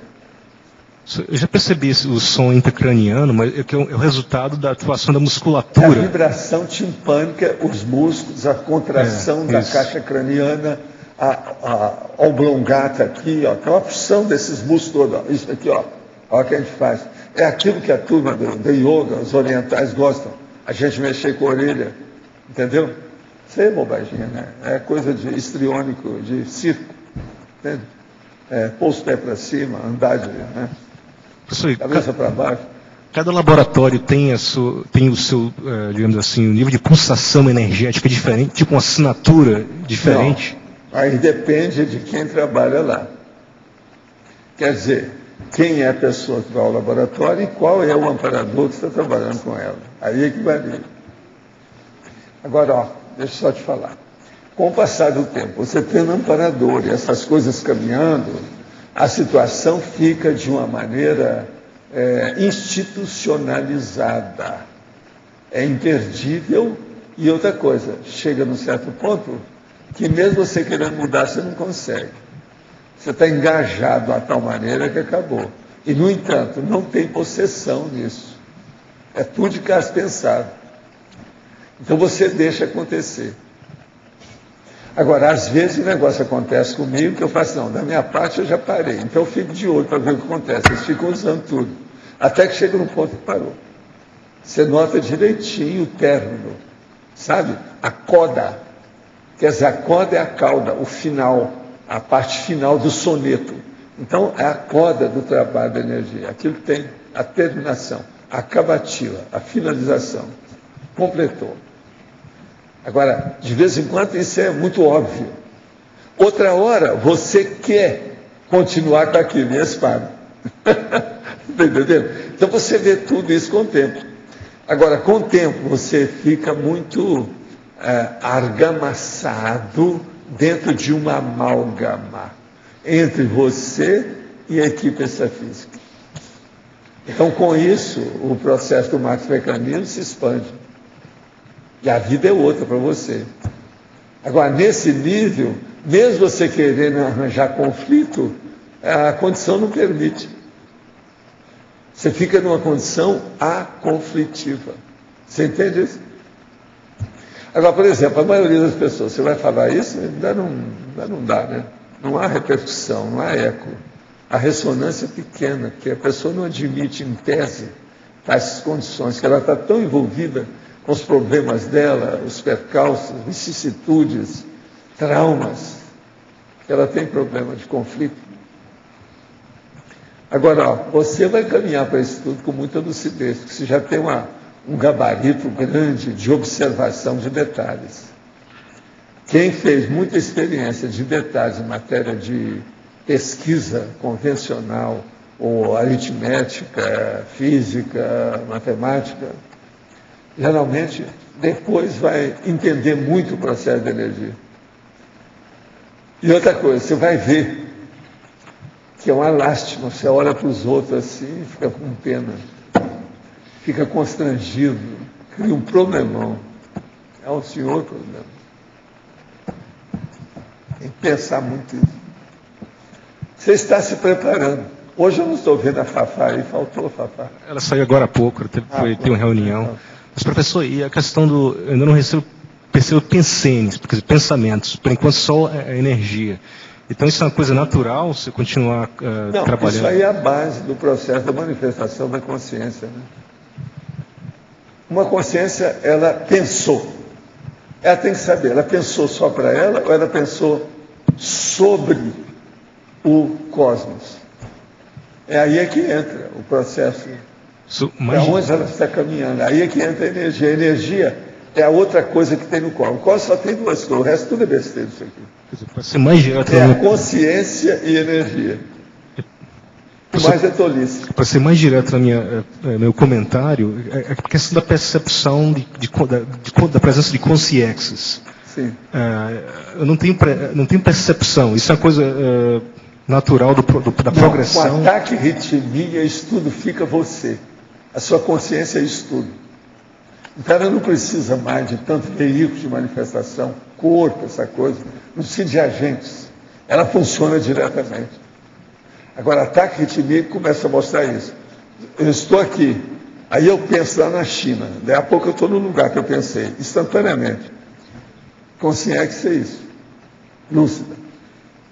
Eu fiz um experimento aqui, eu estava focalizando na tertúlia, estava sentindo a pulsação e de repente eu pensei em outro local, acabou. Parece que me conectei com outro local e aquela Sim, mas isso tudo você vai ver com o tempo. São os processos de mudança de bloco, que eu chamo. Isso é a mudança de bloco. Entende? Você mudou o bloco de pensamento, a terceirização. Essas coisas todas existem. Professor, com relação às enumerações, professor, o processo de fazer enumerações, a gente pode dizer que a pessoa que é mais racional, ela tem uma tendência natural a enumerar, a elencar as ideias? E não é só isso. Ela tem uma tendência, não só além da enumeração, ela tem uma certa tendência muito séria para o colecionismo. Juntar as coisas. Entende? Fazer inventariologia de tudo. A tendência é essa. Eu tenho isso desde pequeno, mas o meu vem de outras vidas. É processo do Zé. E naturalmente a pessoa que estuda as enumerações vai ficar mais do que eu conheço um que é pior do que eu. Transmentor. Transmentor é uma fera. Então tudo é ver, ele vê a unidade, e a pouco ele está vendo o coletivo. Isso é uma coisa seríssima. Então tudo ele estuda o coletivo. Está entendendo? A tendência é essa. Eu, por exemplo, tenho mania disso. Se eu não tiver cuidado, eu vou. Desde pequeno eu era assim. Não é mania de colecionar só arame, não. Eu até colecionava arame, mas arame de cobre para vender, que aquilo dava dinheiro que eu podia comprar dicionário depois. Eu trocava arame de cobre que eu achava na rua por dicionário. Você já pensou? Um grande negócio. Eu fiz isso tudo na minha infância. Agora, o cobre geralmente sobrava nos postos, aonde tinha transformadora, aquela coisa toda, eu deixava no chão. Eu juntava aquilo tudo, depois vendia. Dava uma nota. Você já pensou, demorava muito até dar 1 quilo, mas dava, tinha um dia que chegava que dava 1 quilo. Aí eu ficava rico, temporariamente, milionário. Podia comprar uma opção de livro e tal. O enumerador tem essa tendência também, então. Tem. Ele é que tem mais, mas agora, por exemplo, o cara que é o maior nisso é o transmentor. O transmentor é o nosso mestre. Para mim e para o enumerador, nesse assunto. Agora, por exemplo, eu sou assim. Por exemplo, eu chego lá no jardim e vejo aquela porção de graveto, me dá vontade de juntar todos os gravetos. Você está entendendo? Eu não quero que fique tudo espalhado. Eu queria juntar tudo, vou enfechar. Daqui a pouco eu faço até um buquê de graveto. Você está entendendo? Se deixar, quando eu sou assim, tudo. Então, por exemplo, minhas coisas são tudo arrumadas, presta atenção, ó. Tudo tem bloco, tem as coisas. O que eu uso mais hoje, nos meus estudos nessa vida, são essas pastas. Isso, desde que essas pastas começaram a existir. Está entendendo? Então, veja, estudo é orientação. É racionalidade. Não há dúvida que é. Poderia explicar na parafatologia, página 41, segunda linha, o aumento inédito no percentual de racionalidade, no extrapolacionismo parapsíquico. Não, isso é que nós estávamos falando aí há pouco. Ele chega num ponto que a racionalidade extrapola o nível da pessoa, devido aos fenômenos que ocorrem. Aquilo amplia e aprofunda o problema de lógica do modo da pessoa raciocinar, devido ao fenômeno que é além da vigília física ordinária, que ele é multidimensional. Isso aí expande o processo da racionalidade. A pessoa que mora ao lado de uma marcenaria e quase sempre acorda com barulho alto das máquinas, pode ter prejudicado seu processo de energia? Não. Isso pode até ajudar, depende. Sabe por quê? Eu vivi a minha infância toda junto à marcenaria. Isso aí me ajudava. Agora, ó, o que dava mais trabalho lá era a hora que tinha aquela fita grande assim, ó, que corta coisa pequenininha. Então ela faz assim, aquele negócio aumentava. Agora, isso era juntinho lá da nossa casa. É uma marcenaria que ia de uma rua até a outra, cortava o quarteirão inteiro. Agora, eu gostava muito da marcenaria, isso não me prejudicou, não. Agora, durante o dia, à noite eles não trabalhavam, mas durante o dia, aquilo vinha. Agora, eu achava engraçadíssimo na marcenaria, era aquelas toras enormes, que tinha aqueles troços de aço enormes lá, que ia entrar com uma serra desse tamanho para cortar a madeira. Aquilo eu achava o máximo. Negócio tudo grande, imenso. um peso, uma loucura. Cada cara que trabalhava naquilo, uns monstros também enormes para mexer com a madeira. Agora, isso é a minha infância toda. O cara que estava lá era o José Scarpellini. A mulher dele era a dona Iracema. A dona Iracema era muito amiga da minha mãe, entende? E o José Scarpellini gostava muito de mim. Então, às vezes, eles mexiam na madeira ou julgavam as coisas que o meu pai pedia para mandar o processo que sobrava das fitas de madeira, tudo isso, para aterrar o terreno lá em casa. Então, a hora que eles faziam isso, quebrava o muro. Então, era fácil para eu pular o muro e entrar lá dentro. Uma vez eu pulei o muro para ir lá pegar uns toquinhos, quando o Zé Scarpellini chegou lá. Mas foi ótimo. A hora que ele viu que eu estava procurando uns toquinhos, ele falou assim, vou te dar uma coisa que você nunca mais vai esquecer. Pegou uma caixa de prego enorme e me deu. Falei assim, martelo você não precisa me dar porque eu já tenho. O martelo que a gente tinha era o prego da estrada de ferro. Sabe que tem um prego de ferro enorme, desse tamanho assim, para colocar nos dormentes. Aquilo serve de martelo. A meninada tudo usava como martelo. Está entendendo? Então eu falei com ele, não, você me dá os pregos que eu não preciso do martelo. Aí eu pulei o muro de volta com a caixa cheia de pregos, os melhores que tinha, que eu podia fazer uma opção de coisa com aquilo. E lá dentro, isso era um domingo, ele foi lá ver não sei o que for, quando me achou lá dentro. Eu virei para ele e falei assim, eu de vez em quando eu estou aqui dentro, para tirar uns toquinhos aí. Eu disse, não, pode tirar, mas agora eu vou te dar uma coisa que você não vai esquecer. Ele gostava demais de mim. José Scarpellini, que era o nome do cara. Muito bom. Por isso que eu falo para o homem, não é tanto assim não, eu consegui viver, não fiquei doido. Agora, fazia barulho de dia, fazia. Até que ponto uma consciência pode interferir em nossa racionalidade e como reconhecer e defender-se da mesma? A irracionalidade pode me retroceder evolutivamente? É lógico que pode.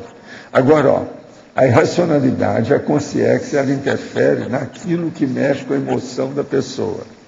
Quando mexe na emoção, que ela fica indignada por alguma coisa, isso aí, então, é o lado que o assediador quer. Com isso, ele pode dominar a pessoa. Por quê? A pessoa não está pensando com lógica. Ele, então, domina, coloca a canga em cima. E ele aí absorve a energia da pessoa. É assim que ele cria as vítimas, as presas. Esse é um caminho. Falta de racionalidade. Professor Valdo, aqui na letra C, atrás do Popa. Dando continuidade aqui à pergunta do Felipe. Existe uma relação com essa questão de enumerar com o processo mnemônico, né? Por exemplo, eu tenho facilidade de gravar determinados nomes ou fazer associação de ideias se eu enumero no formato de lista, né? Então, para mim é muito mais fácil isso. Não sei se também por causa da minha formação, minha maneira de pensar. Mas essa questão de enumerar, tem relação com questão mnemônica, né? De facilidade você lembrar de algo. Mas não é isso. A enumeração, ela existe todas as faculdades mentais da pessoa. Todas. Uma das coisas mais sérias que tem não é a memória, é a associação de ideias. Como é que você vai fazer uma boa enumeração sem associação de ideias? Tem que estudar para ver qual item que você vai incluir naquela listagem. Porque tudo é uma listagem. Como é que fica? Tem que estudar qual item vai entrar nisso. Isso aí é seríssimo. Agora, eu penso que todas as faculdades mentais são exigidas para se fazer enumerações adequadas, racionais, positivas, funcionais. A questão do sequenciamento de ideias, né? Você mapear um processo, você tem a visão global, conjunto, só que você tem que organizar isso no passo a passo. Por exemplo, essa listagem de 48 itens, você pensa quantos anos que eu estou trabalhando para chegar nisso? Os 2.000 vermelhos da enciclopédia que me ajudaram mais. Agora, todos os livrões que eu estudei me ajudaram, mas não chegou tanto igual a enciclopédia. Então, por isso que eu estou querendo fazer agora uma obra diferente de todas as outras. E mais avançada do ponto de vista da enumeração, que é o dicionário. Por isso que eu estou usando essas 48 itens. Agora, na verdade, não são 48 itens, é muito mais do que isso, porque cada um desses, às vezes, tem 5 derivados dele. 5. Agora, por que esses, no meio de tantos? Uma coisa muito interessante é você pensar o seguinte: na Enciclopédia da Conscienciologia, nós usamos 70 sessões. Aí eu estou com 48 itens. Esses 48 itens engolem todas as 70 sessões. Quando você aplica para determinado tema. Então você veja como a enumeração é importante. Agora, não é fácil, na prática, você colocar isso tudo a funcionar. Tem que saber como faz. É tanto que agora eu estou colocando também no dicionário as enumerações destacadas. Eu estava colocando tudo embatumado. Sabe como é que é tudo? Mas a turma toda já olhou também que o melhor é deixar a mesa aberta, não tem outra saída. Eu estou deixando tudo certinho, numerando aquilo que precisa. É o jeito. Não há outra saída melhor do que essa. Já pensei tudo para fazer a estilística do texto, entende? Do processo da redação do dicionário. Não tem jeito. Melhor é essa. Professor, o senhor, na condição de Zéfiro, tem uma holoteca no extrafísico? Tem o quê? Na condição de Zéfiro, o senhor tem uma holoteca no extrafísico? Não, tem holoteca, várias delas que eu já pesquisei e já tive contato. Agora, tem o processo da Central Extrafísica da Verdade. Essa aí ultrapassa tudo, sobrepaira. Então você não precisa ter uma holoteca particular, Se basta você consultar. consegue, todos nós temos, tá? Não é particular. É acessível a você, se você tem gabarito o negócio. O problema é seu. Se você tem, não tem nada. Outra coisa, não precisa, é tudo grátis. Entende? A entrada é franca. Não paga nada. Mas tem que ter um certo gabarito para chegar lá. Tem gente que não sabe o endereço. O problema é esse. Você queria falar alguma coisa? O que você quer? A mega síntese de 48 itens que o senhor faz. O senhor tem uma distinção, por exemplo, o senhor falou que a enumeração, ela, de certa forma, exige da gente as nossas faculdades mentais, todas as faculdades mentais. Então, nessa mega síntese, existe mais ou menos uma subdivisão, por exemplo, o senhor sabe dizer que tipo de itens vão ser relacionados a tal faculdade mental? Conforme a modalidade da natureza do item, você vai usar essa enumeração de modo diferente. Se é um processo, por exemplo, você está mexendo com o processo do psicossom, é uma coisa. Você está fazendo uma abordagem, aumenta o som, é outra coisa. Você está trabalhando com um fenômeno que é mais transcendente, é uma coisa. Um fenômeno que é comum aqui, na vigília física ordinária, é outra coisa. Isso tudo tem relação. Agora, outra coisa também séria é o seguinte, é o universo daquele tema, daquele assunto. Tem assunto que é um universo diminuto, acanhado, pequeno. Tem outros que é enorme. Agora, outra coisa também séria. Qual é a relação de vizinhança com a mateologia desse assunto? Esse assunto chega na mateologia até que ponto? Ele é vizinho? Ele é fronteiriço? Ele é da periferia? Ele é distante? Ele é próximo? Como é que ele é? Estudo aí também é importantíssimo. Estudo precisa de cabeça, precisa da faculdade mental para a pessoa saber o que faz. Está vendo a complexidade do negócio, como é que é muito mais sério que a gente pensa? Agora, eu vou pegar uma hora e vou separar aquilo tudo e vou dar para você fazer o teste. Quando estás na mão, eu te dou o tempo que você queira. Vai fazer aquilo e ver. Vamos ver depois se bate com aquilo que eu tenho já feito. Está entendendo? Aí nós vamos ver o que faltou. É muito mais sério que essa revisão que você faz aqui de vermelho. Aí a gente vê as lacunas. É total sua. Aqui, nós não vamos ver a lacuna do processo do verbete do dicionário. Nós vamos chegar nas lacunas da sua observação. É terrível isso aí. Agora, eu posso fazer isso depois com muita gente. Está entendendo? Professor Valdo? Mais tarde, talvez, seria o caso da gente fazer. Entendeu? Eu chegar aqui um dia e dar um curso aqui com isso. Distribuir um tema, por exemplo, ou 3 temas. E depois nós vamos ver quem. Agora, depois nós recolhermos com o nome da pessoa, para ela não fazer Não, nenhuma não pode. Então a gente recolhe. Aí nós vamos ver quem é quem. Não tem jeito de fugir. Eu acho que aí vai ser vamos dizer, não, é um teste pior do que os dos 200 do australiano. Pensa bem, não, pensa você que está vendo aí o que é. Professor. O senhor teste. Agora veja, daqui uns tempos eu tenho material para isso, que eu posso mostrar com calma. Agora, o ideal seria eu não mostrar esse material meu, quer dizer, aquela pasta que eu já fiz, não mostrar para ninguém. Que um dia eu seleciono ali dentro. Então, por exemplo, eu posso arranjar esse de 60% e de 80%. Selecionar aí 3, por exemplo, e vamos dar. Vamos ver o que acontece. A gente dá essa listagem e dá o tema. Vocês se viram. E outra coisa, não pode ter nada de cópia, nada de estar olhando para o outro, nada de cola. Entende? Eu acho que pode ajudar muita gente. Primeiro eu vou fazer com você. Você é o meu cobaia, macaco rezos. Vamos ver o que dá. Professor Valdo. Professor, sim. Aqui no D. Na página 42, onde aqui.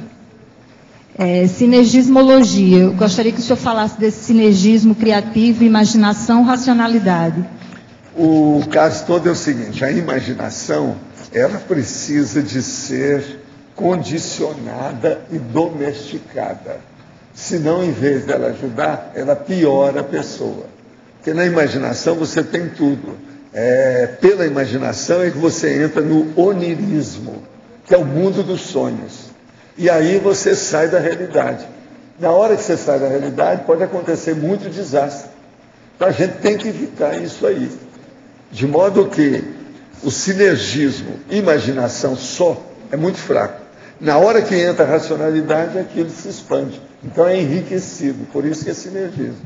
Agora, você juntou uma imaginação condicionada, domesticada, junto com uma racionalidade, sai de baixo.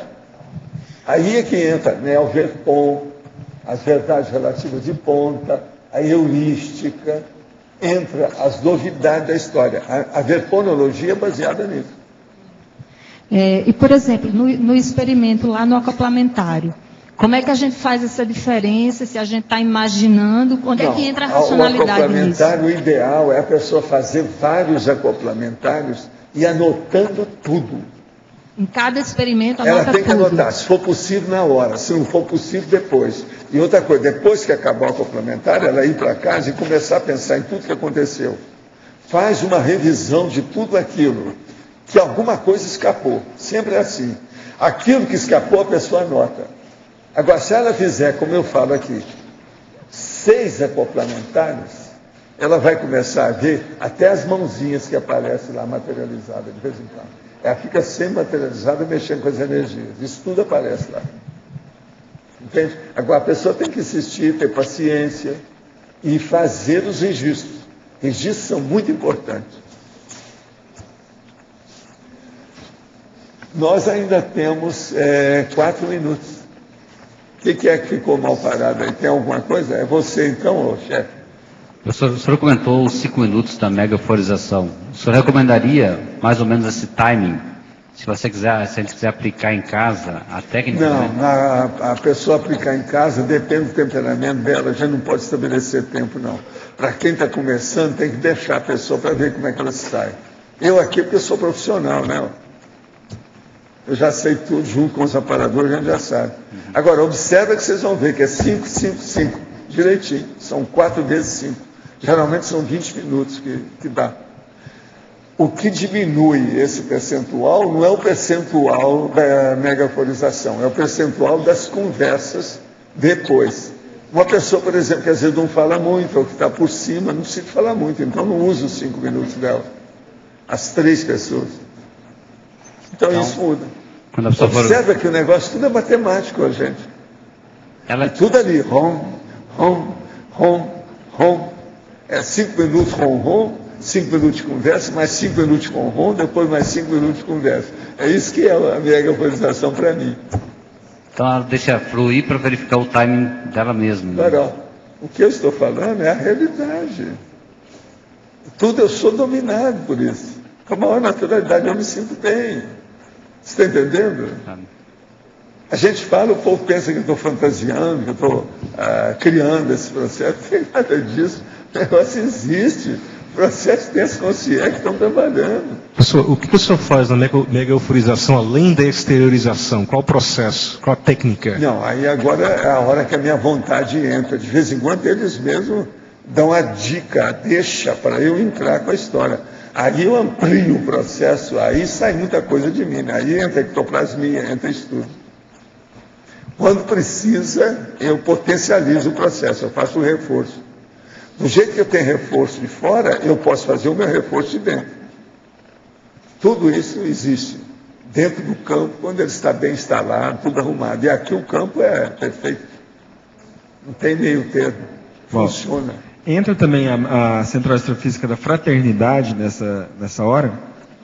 Existe algum momento que ela, às ela vezes, sobrepõe? quando ocorrem certas assistências, às vezes vem da fraternidade. Porque vem o quê? Aquele poder maior.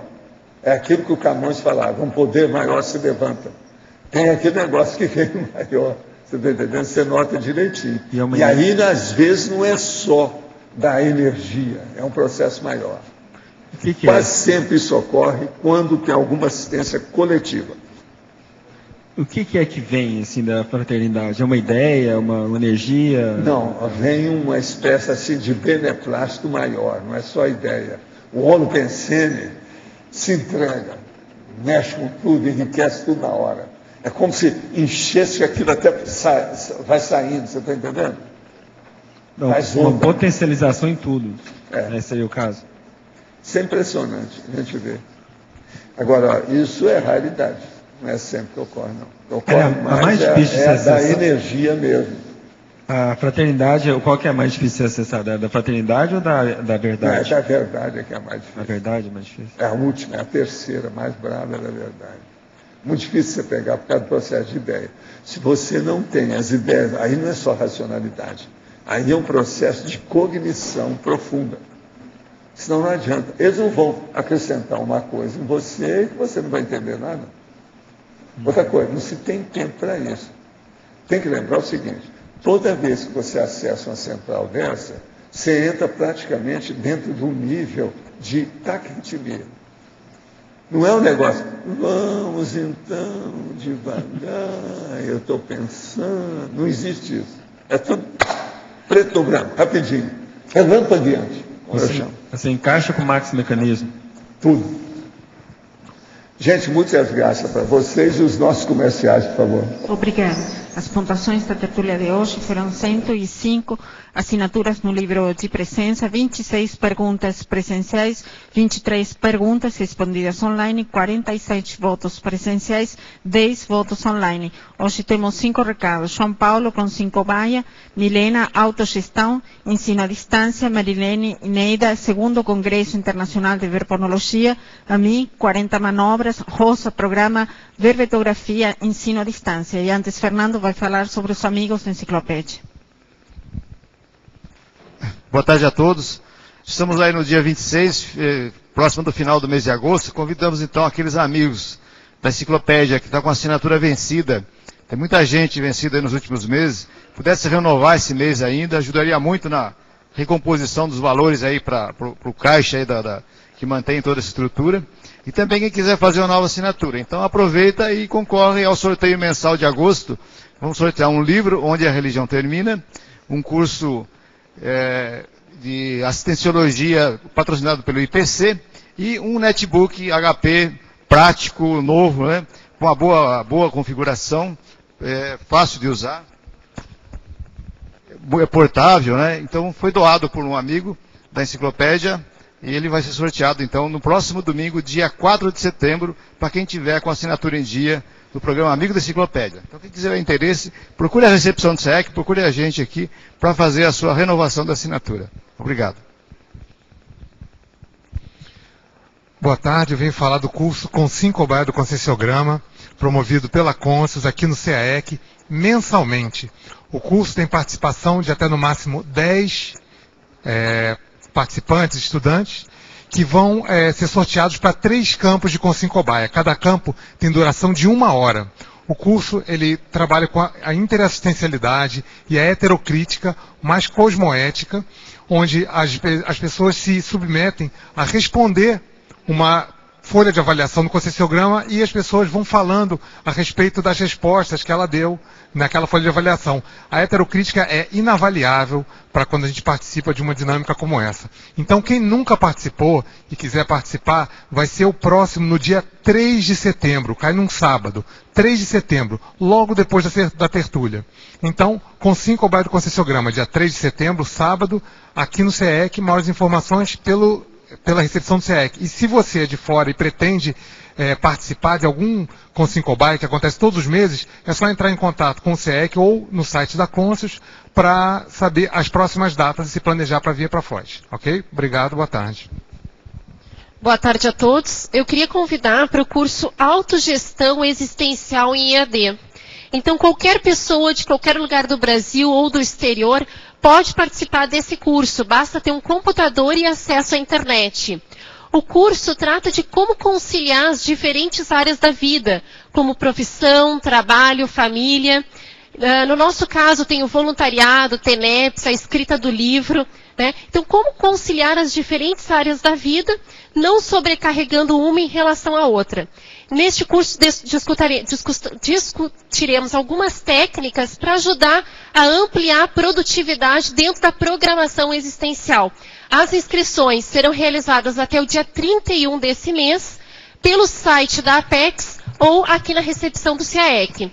E também hoje à tarde nós teremos uma entrevista na Web Conference com os professores Moacir Gonçalves e Rosemary Salles sobre o livro Dinâmicas Parapsíquicas. Então, quem quiser participar, também acessa pelo site da Apex, www.apexinternacional.org, a partir das 15h30, hoje, até às 17 horas. Obrigada. Boa tarde a todos. Estamos aqui para convidá-los a participar da segunda semana de Reeducação Consciencial. Serão 10 dias de imersão na ciência Conscienciologia. E é um evento que é promovido pela Repreendência em parceria com o CAEC.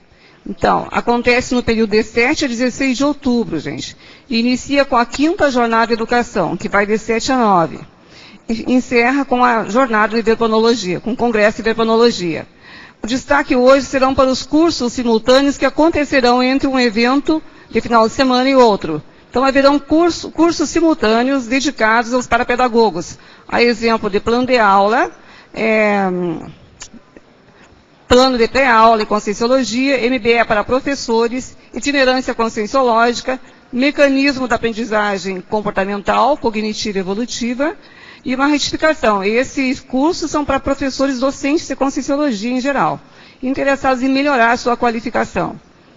Então, para encerrar este evento, teremos o Congresso de Verbonologia. Boa tarde. O encerramento dos 10 dias de ciência da conscienciológica é com o segundo Congresso Internacional de Verbonologia, que vai ocorrer do dia 14 a 16 de outubro. Nele teremos 5 conferências, 4 mesas de debates e apresentação de painéis. Hoje vamos destacar a primeira conferência, que tem o título de Facilitação Interdimensional de Pesquisas, que será realizada pela professora Regina Camilo e o professor Romeu Reginato, da nova IC A Reconsciência. Obrigada. Gostaríamos de lembrar, gente, que foram prorrogadas os descontos para quem se inscrever até o dia 10 de setembro. Para maiores informações, contate no site da Repreendência, www.repreendência.org, ou pelo telefone 45 3525 2652. Venham participar, estão todos convidados.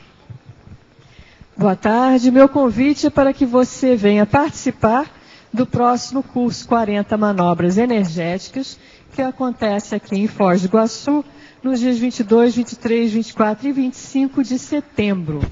Esse é um curso destinado àquelas pessoas que querem ter uma noção do seu domínio, sua capacidade energética, pessoas que nem sabem que têm isso, mas também se destina àquelas pessoas que já têm algum conhecimento, mas querem dar um upgrade no seu domínio energético para estar melhorando a sua interassistencialidade no dia a dia. Esse é um curso sem pré-requisitos, ministrado pelo professor EPCOM Mário Oliveira. E maiores informações aqui na recepção do CAEC, o telefone é 3525-2652, com código de 45. Obrigada e até lá. Olá a todos. Estamos lançando agora o programa Verbetografia à distância. Ele vai ser 100% à distância. Então, os verbetógrafos, os neoverbetógrafos interessados em mandar os verbetes para a enciclopédia e que são residentes de Foz, fora de Foz do Iguaçu, eles podem, então, estar acompanhando esse programa Verbetografia à distância. É uma parceria do CAEC com a Pré-IC da Verbetografia. O início da aula, a ambientação do modelo, vai ser no dia 22 de setembro. Então, as inscrições já estão abertas. É só vocês entrarem em contato com a recepção do CAEC. O telefone é 45, é o código de área, 3525-2652. O que nós vamos fazer nesse programa Verbetografia e o que vai ficar disponível para você nesse ambiente Moodle que vocês vão entrar à distância?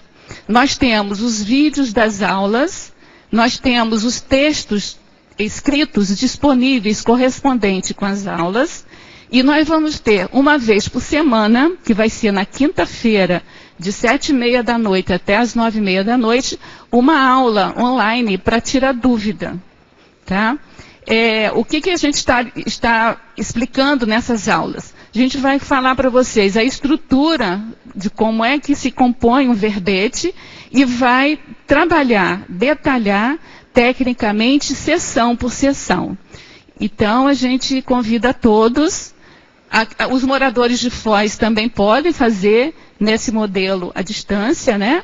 Mas, principalmente, a gente convida todos não residentes de Foz, interessados a elaborarem, a criarem, elaborar, escrever os verbetes pessoais. Contamos com vocês. Obrigada. O verbete eleito para amanhã é fato interveniente, especialidade vivenciologia. Obrigada e boa tarde a todos.